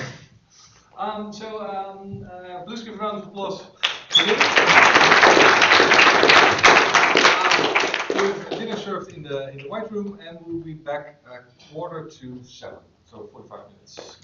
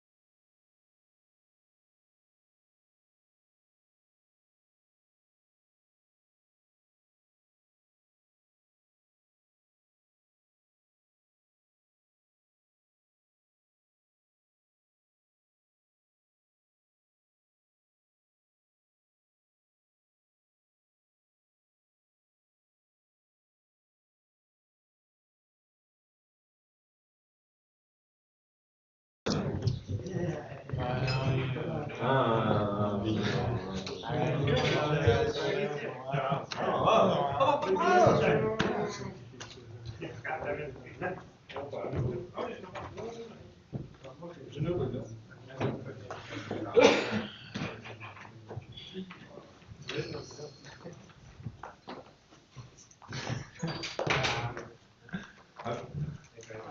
je nou tijdens je vakantie hier naartoe gekomen? Ja. Ik hou van jullie. Er was een moment in mijn leven dat ik ook van jullie hield. Ja. Okay, I think that's right. Welcome back everyone. Thanks for staying after dinner. Did everyone have sufficient food? Yeah. Did everyone take the food home? Yes. So still food is left. It was great. So, if you would ask me what my favorite programming language is, at the moment it's Go. I really like Go, but there's someone way better than me to tell you all about it. And that's GOlang. He's in the development support team already for a year, because they keep postponing the Terrible 2 launch. But also we grew fond of him. He'll do an introduction to Go. Tomorrow we'll have a bit of a code along in the afternoon. So if you really get inspired today, you can also join tomorrow, and we'll start setting up the environment and do some hello world stuff. Can anybody go? That doesn't really like it. Yeah, I would say everyone can go who's interested in Go. He's leaving, he doesn't care anymore. I don't have to pay the bills anymore. Let's order pizza tomorrow.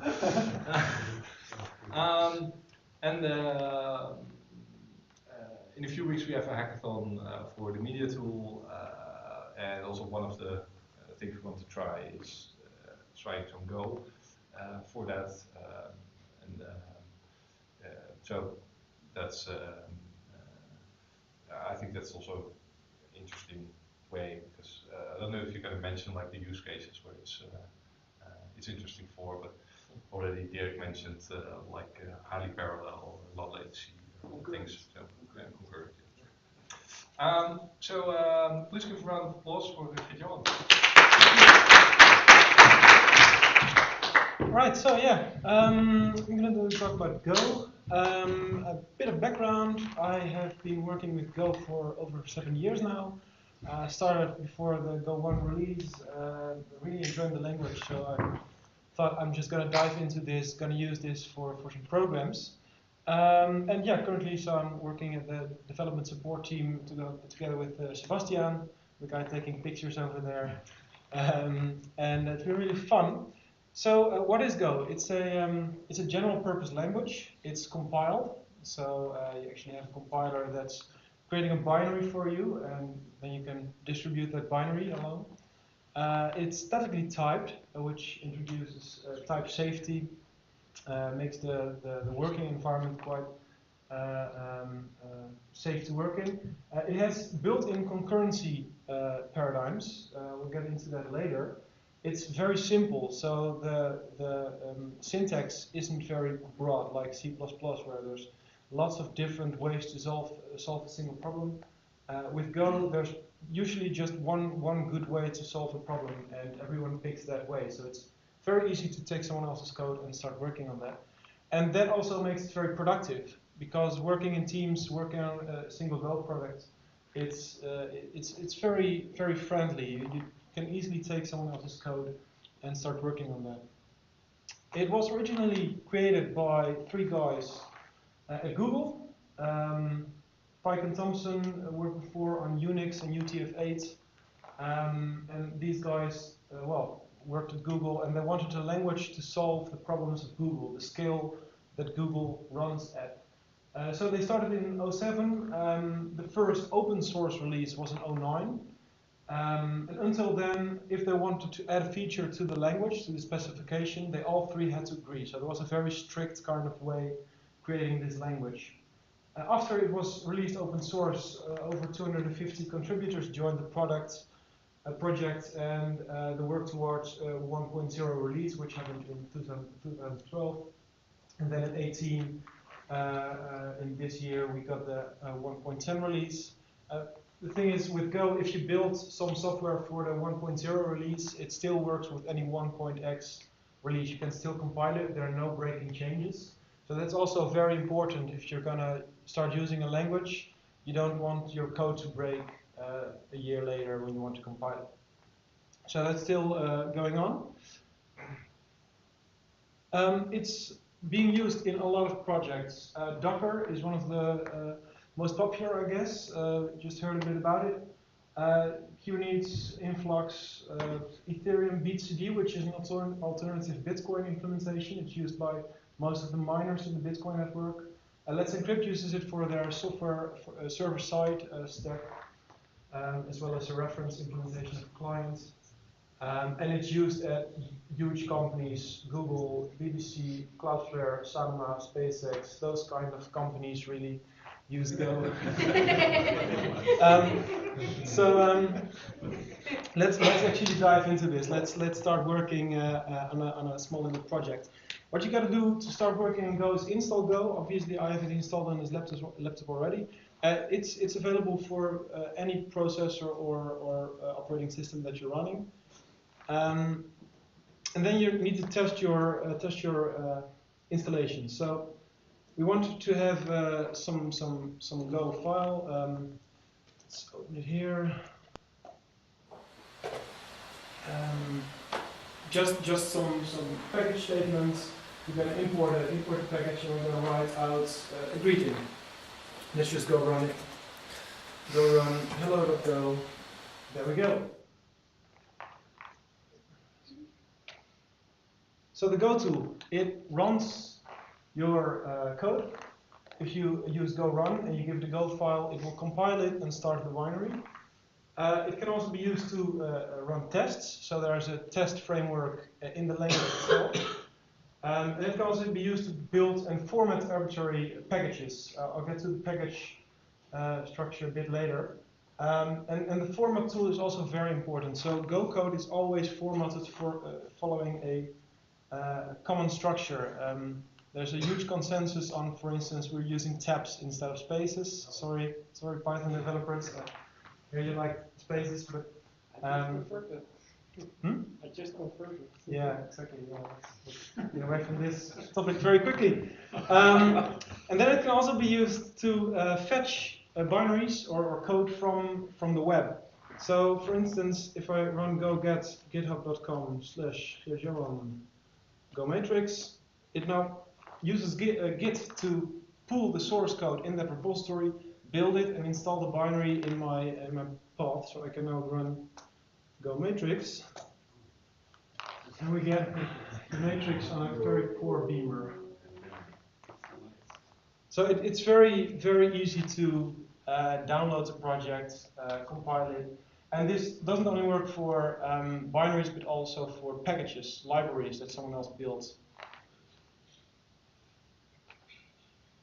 So for that to work, the Go tool needs a workspace. The workspace consists of three main folders: the bin folder, the package folder, and the source folder.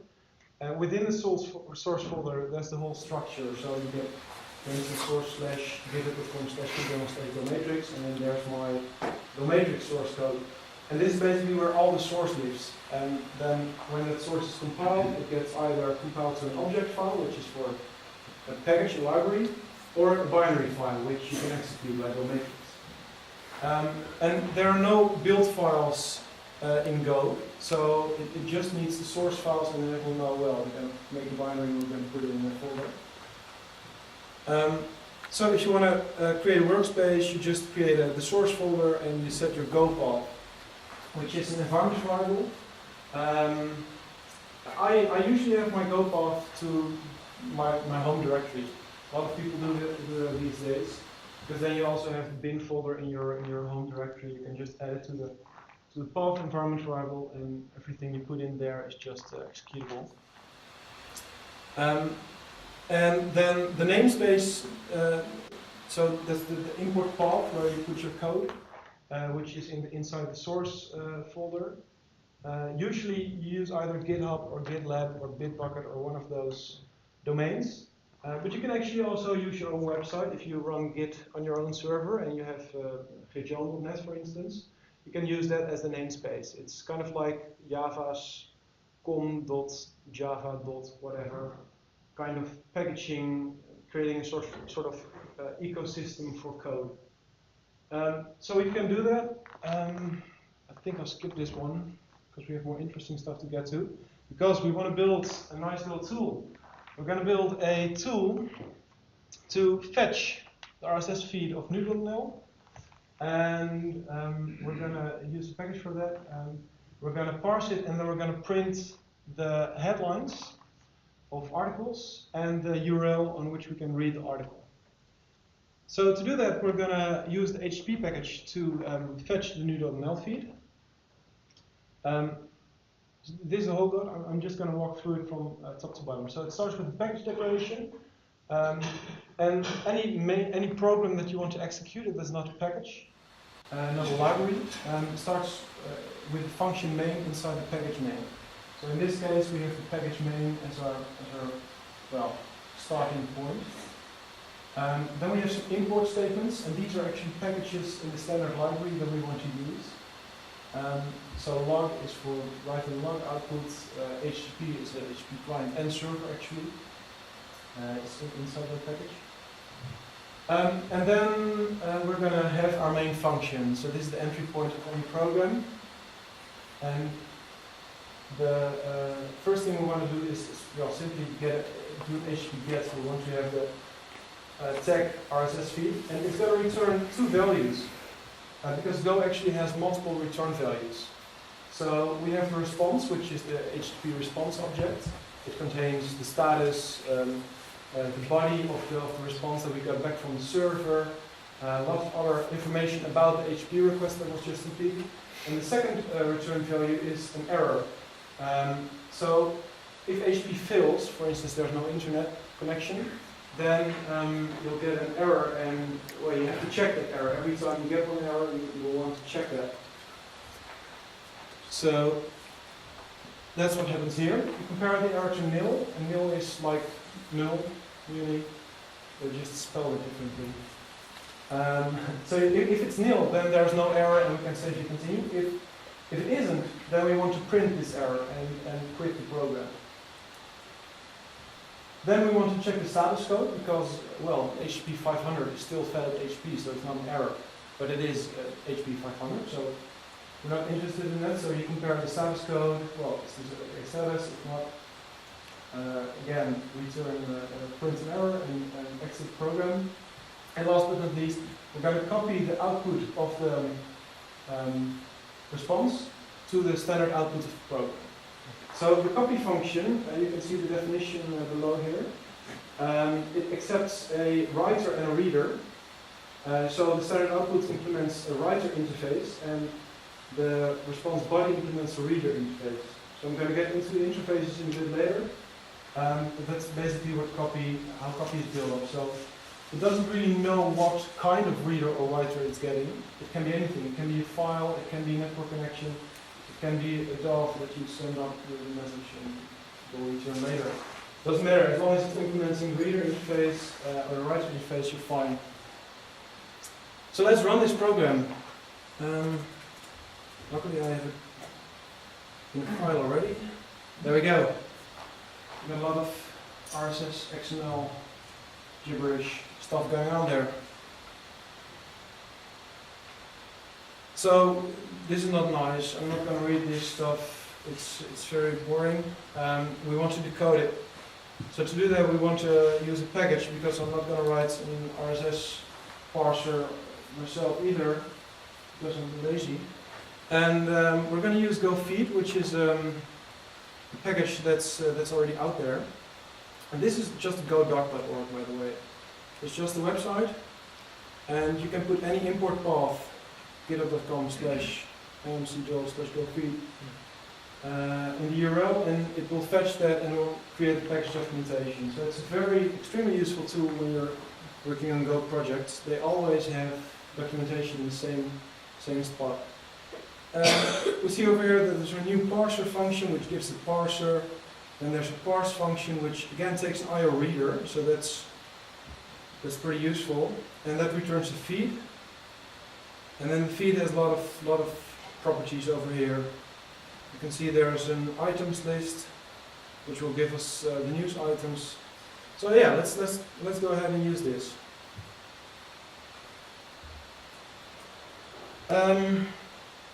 We're gonna replace the IO copy with the parser and getting the items out there. So first we'll want to add that import path in the import statement, so that the Go compiler knows what Go feed is in the next line. So Go feed.new parser, obviously Go feed refers to the import, and then new parser will give us that parser. We then use the parser to parse the response body, we get the feedback, and again, the second return value is an error, which you need to check. And then, in the end, we're going to iterate over those items and print them to the same output using a finish print line. So, you can see here the for range structure. Basically, the range structure says, on the right side I have a slice of something, which is like an array, and on the left side I have two variables. The first one is the index, so it starts with 0, and the second one is the item itself. We're not interested in the index in this case, so use the underscore to ignore that value. So let's give this a try.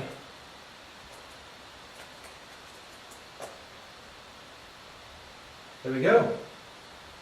Bit multi-line stuff, but yeah, we get some nice nice lines over here. Looks a lot better than the XML that we had over there. So everything right now is in a single file. It's not very nice, because usually you want to have some modularity in your code. You want to have functions, and those functions can be reused. For instance, if we want to have not only the tag feed, but multiple feeds shown in there. Does the code stop executing if you call log fatal or something, or is it? Yeah. Fatal quits the program. Yeah, it writes the message, and then it's done. Does it also download now the package from GitHub directly while compiling, or? This one. Yeah. No, I downloaded this before using GoGet.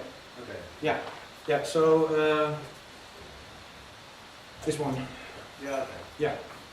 Maybe I should have removed it before and shown the error. But yeah. And usually, if you run GoGet without arguments inside a package, it will actually look at the import statement, see what is missing, and then download it. It's like npm install if you ever work with Node. And then package versioning of dependencies, is it also, or are you going to talk about later? Well, versioning is kind of a difficult topic. They've left versioning out of they've left versioning out of the Go standard tool. So there's like about 10 package dependency managers that people build right now. But there's coming next release, probably 1.11. There's going to be Vigo, which is the official Go team developed tool to handle this problem. It's going to be pretty neat, but it's you need some finishing touches. Yeah. All right. So we want to have some. We want to clear the code a bit. So what we're going to do is create a get function, which we give the category a string. It's going to return a slice of articles and an error. And the article is something we also define ourselves. It's a struct type, and it contains two fields: a title, which is a string, and a URL, which is a string. And that's just to have our own nice little type to work with. We don't want to use that Go feed huge things pass around everywhere.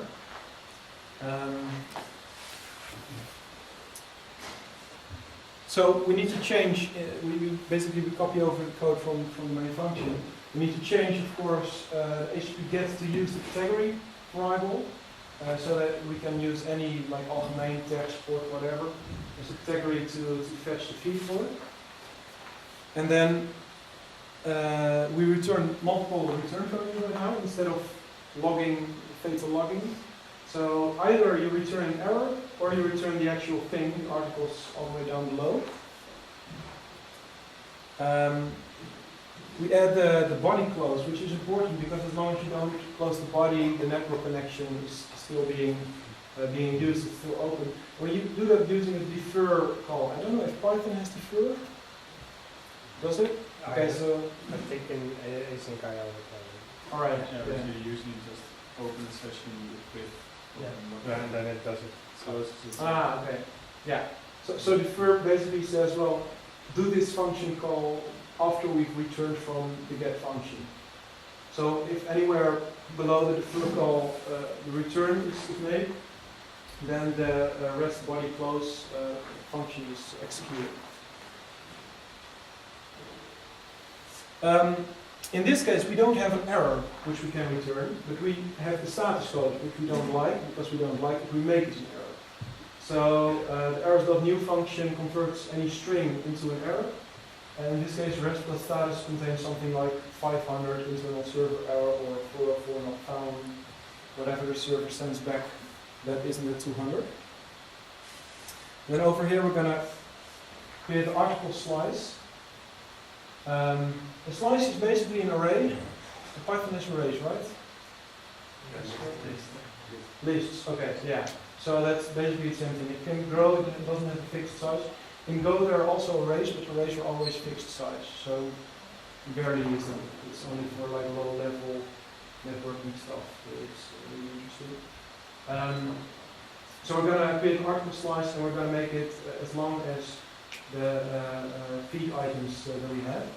And then we're going to iterate over those feed items and create an article and set it to the appropriate position in the slice. By the way, I'm using the item GUID over there. I found out that it's a shorter URL, so that's probably would be nice to have a shorter URL in the terminal. You're always returning two items, an error and some response. Yeah. That's good. Is it conventional or is it a requirement that you always return two? Well, you only return an error if there's an error possible. So if there's a function like add, you have two integers and you add integers together, there's not going to be an error there. So you can return whatever you like. Yeah, you just return the integer. It's like a convention that you... Yeah. If you want your function to return an error, it's always the last return value. But yeah, you really define it yourself in the top line. That's the category, that's the argument, and then between the second pair of parentheses, there's the article slice and the error. You can have 10 return values there. You can have. You shouldn't do that because it's not nice, but you can have unlimited return values. Yeah.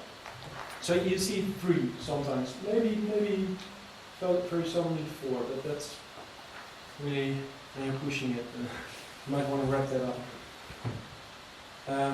So in the main function we change, we've got rid of the whole piece of code, we just then call get tag, which gets articles, an error, and then we're going to loop over articles instead of feed items, and we'll print the title. Alright, let's run this one.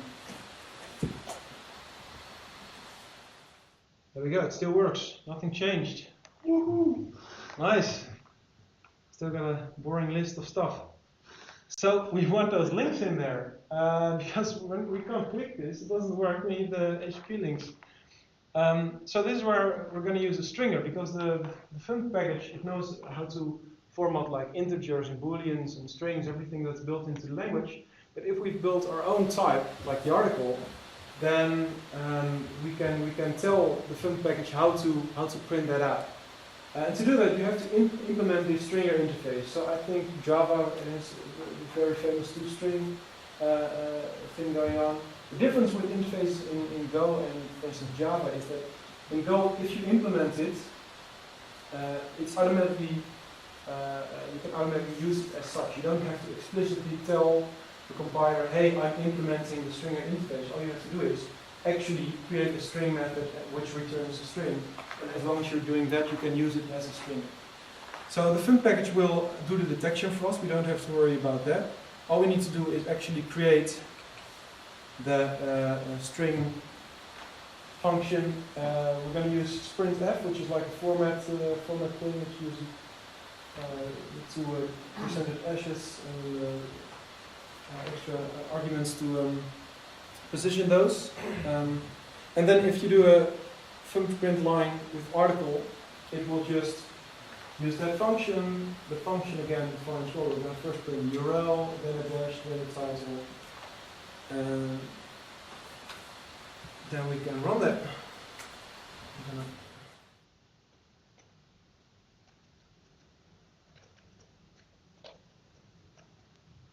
we go. All right. Awesome. So now we've got the list, and we can click one of these links, and then we can read the article, not accept the cookies. So then we want multiple categories, of course. So we define a slice, iterate over the slice. We're going to print the category, the name, and then use that to call to get. So then we should get a nice list. Oh, it's 5. There we go. Nice list of. Much better.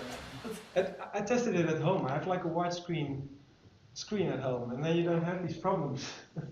So we're going to get a nice list with categories, and each category some articles. But I'm afraid that something terrible is about to happen. Pun intended. Because somehow, I don't know what happened, but somehow maybe something happened on UML, things got very slow. We're going to get, it's suddenly, I don't know, doesn't make any sense. When we run this program, 6, it's going to wait a bit, print some, wait a bit more. It's really slow, it's not nice. We want to somehow make sure that we can not wait 4 seconds, because if you're going to sleep for a second and every call to get, because the HP is slow, whatever, then you're going to wait 4 seconds if you do the get serially. So instead we're going to introduce some concurrency to make those 4 calls to get concurrently, aside from each other, and then we don't have to wait for each one of them. So to do this we need some concurrency paradigms. And Go has these built in, so they're part of the syntax. It's not a library that you're importing, it's actually the compiler that understands what concurrency is. And I have an example here. We have a simple main function, we iterate over 10 numbers, and then we call the print line function with the Go keyword in front of it. And this basically says, well, we're going to call this function, but we're going to call it on a different stack, a different thread, if you will. So we actually call them Go routines. And it's like a very lightweight thread. And you can have millions of Go routines in a single program without worrying about memory and such. So it just starts all these Go routines while iterating over the for loop. And then if you run this, you can see that like order of numbers that are being printed, it's kind of random.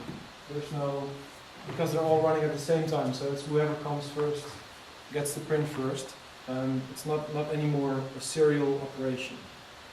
So that's the Go keyword, and you can do this with any function call. Any function call can be fired off as an asynchronous Go routine. Now when you do this, it's going to be a problem with get, because the get function call, it returns articles and errors. So with the Go keyword, there's no way to obtain the return values. So we need some way for communication. And this is done with channels. So a channel is also a built-in type in the language. And you can make a channel by calling the make function. We're going to make a channel. And the channel transports something, in this case a string. It can be anything. It can be your own type, like our article, for instance. It can be booleans, integers, anything that you have as a type in Go can be pushed over a channel. And then you can send on a channel, so in this case we're sending hi. And this is a blocking operation, so the send only is done when there's someone actually listening on the other side. And down below we can receive from the channel, so that's also a blocking operation.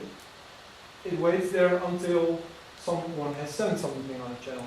So that's like a point of synchronization.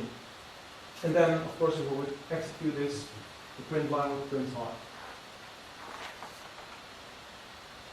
So to use this, we're going to create a getByChannel function.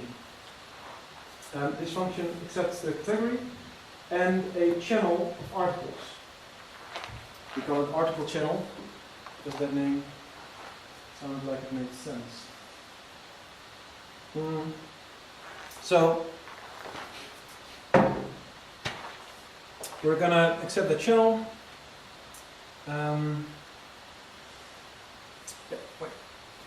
So we're going to run over, we're going to call the get function, and then if an error occurred, we're going to fatally log.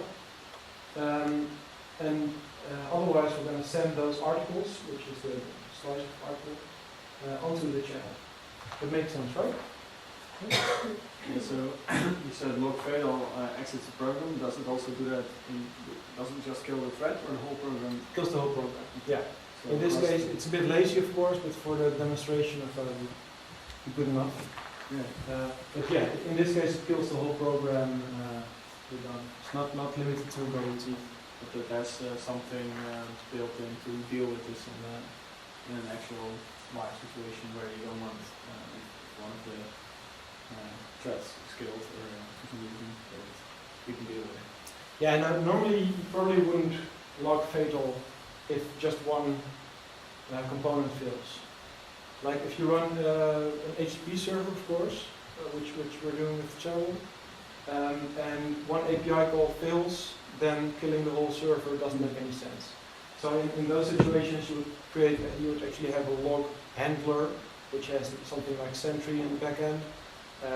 Send a log there, and then just exit this function, but you won't kill the whole server. Okay, but that's these kind of yeah. So the send operation over there, it's smaller than the dash, sends on the channel. And then to use this, we actually need to create some channels. So in this case, I'm going to make a slice of channels. Each channel transports a slice of articles.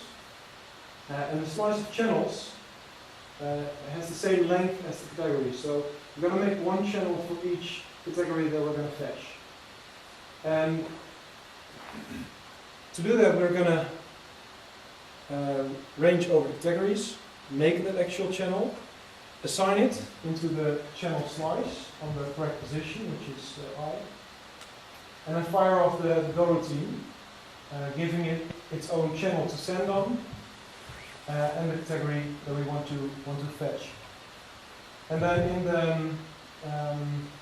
the actual output part of the program, we're going to get the correct channel again and read from the channel. So the first bit, the getByChannel, again, it's just fire it off. We're not going to wait for getByChannel to actually start doing its work. It's just starting those GoRoutines one after each other until the full range iteration is done. Can I ask something? Yeah. Why is there a difference between the Pascal like double variable is and the one with channels I is articles channel? Right. So then the column equals it's for new variable names. Yeah. Like declaration and assignment in one. And just equals is for an existing variable. So just assignment. That's right. Is it infers the types? Sorry? It infers the types? Yeah. It's probably typed? Yeah. Yeah. If you make a mistake with typing, the compiler will just error and stop compiling. There's not even such a thing as compiler warnings in Go. The philosophy is if it's important enough to tell you about, then we're going to stop compiling. So it's quite strict, you could say. Even if you have a variable that's not being used, you can't compile. It just tells you, hey, you have an unused variable. Remove it, clean it up before you can continue. So it's very strict, and again, that makes it also very nice to work with other people, because sometimes people tend to be lazy and they leave stuff of code lying around and you don't know what it's doing, so you have to figure it out. So the strictness is, you need to get used to it, but it's very nice actually. So we receive from the channel and assign it to the articles, and yeah, makes sense, I guess. Does it? Yes. All right. Let's see. There we go. We just had to wait 1 second because all those. I see. And if one of the Go subroutine is hanging, who's controlling it? Sorry, yeah. If one of the Go subroutine is hanging, how is Go handle that? That he kills it or something? Yeah, so Go has multiple threads itself, and it's multiplexing the Go routines over those threads. So it knows when a Go routine is being blocked. For instance, it's waiting for a hard disk or a network connection, and then it will get some other Go routine to use that thread.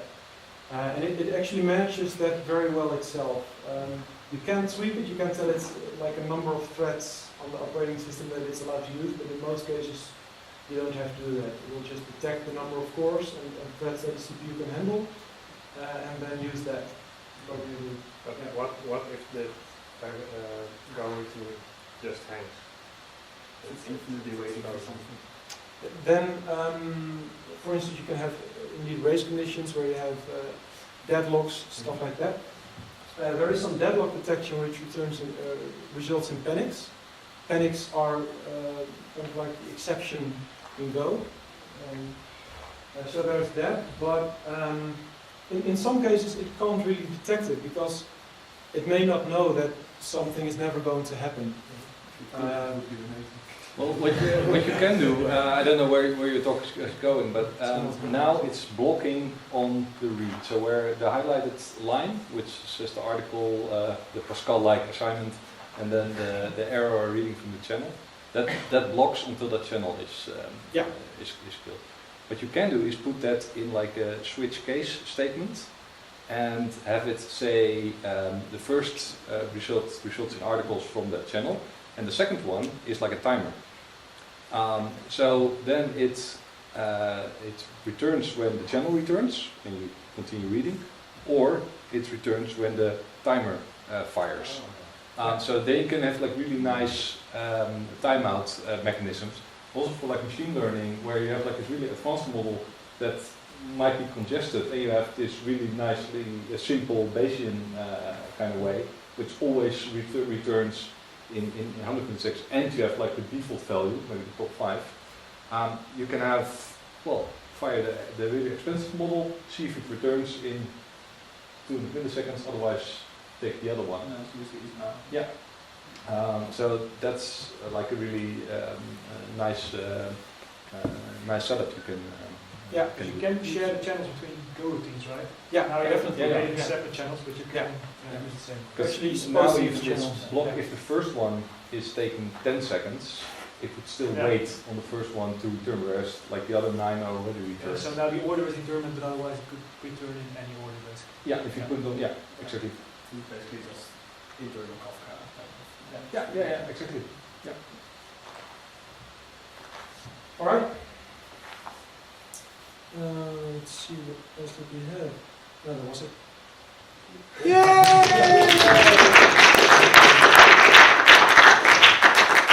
So the slides for this talk, as well as the code, is on GitLab. You can get it over there.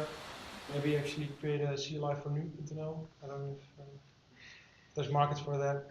Maybe there is.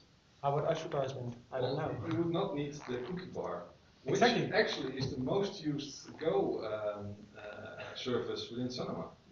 I didn't know. The third-party cookie consent is, well, it's even scarier than that. It's written by Jelmer and me. So that's a bit why we started this because, well, to be able for you guys to maintain the stuff, you now have the basics, and all the stuff I did is not more complex than this. Okay. Any questions? Yeah. The most hated piece of Is this lighter than any? If it's compiled and it runs, is it lighter than? A lot, yeah. It's very close to C speeds. Especially when you're making use of concurrency, which is very easy to do. It's very cheap as a developer to add concurrency. They can beat a lot of programs. But yeah, it's native bytecode that goes directly to the CPU. So it's very fast, and it is garbage collected. So there's like a stop the world kind of thing going on there. But it's also very optimized in the last few releases. So it's actually being used for some game engines already, and that's garbage collection in games is usually not a good combination, but they're managing. So yeah. Good idea for raspberries.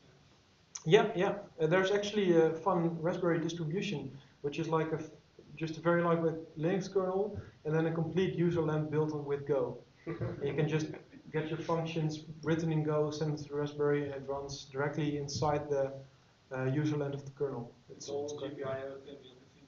Yeah. Wrappers to yeah. Same with containers. You can compile a container straight away. Yeah, the unikernel project also is very interesting. Yeah. Lambda supports Go as well, right? Hey, awesome. Lambda supports Go. Kind of fishy, but yes. Yeah, full now. Oh, okay. The default. No, it's one of the supported languages. Yeah, okay. Any other questions for Johan? No? Then thanks a lot. So come talk to me if you want to join tomorrow's GOlang. Probably going to do something like this, just to get a bit of a feel for it and get our feet wet. A volunteer came to me during dinner telling that she wanted to organize the next one.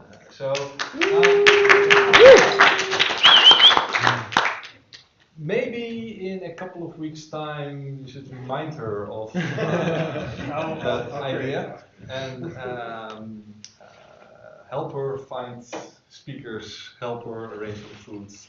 Maybe do the streaming, maybe not. Maybe that also helps getting a bit more people in instead of people at home saying that they're following it now.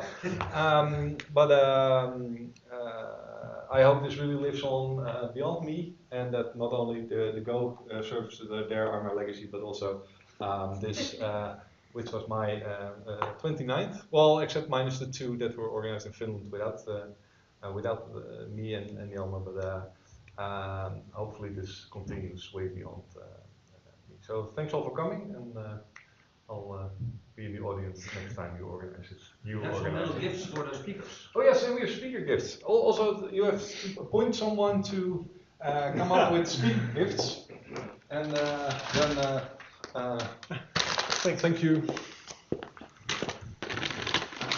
Thank you. Olive oil.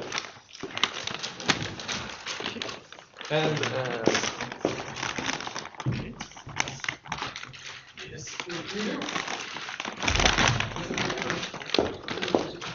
did I forget someone? Oh no, we just cancellation. Thank you. So, I think, Sander, that we will consider you a speaker, and thank you to the bottom line and the workshop for all the things that you've done for the knowledge sharing, Sanoma, and the projects.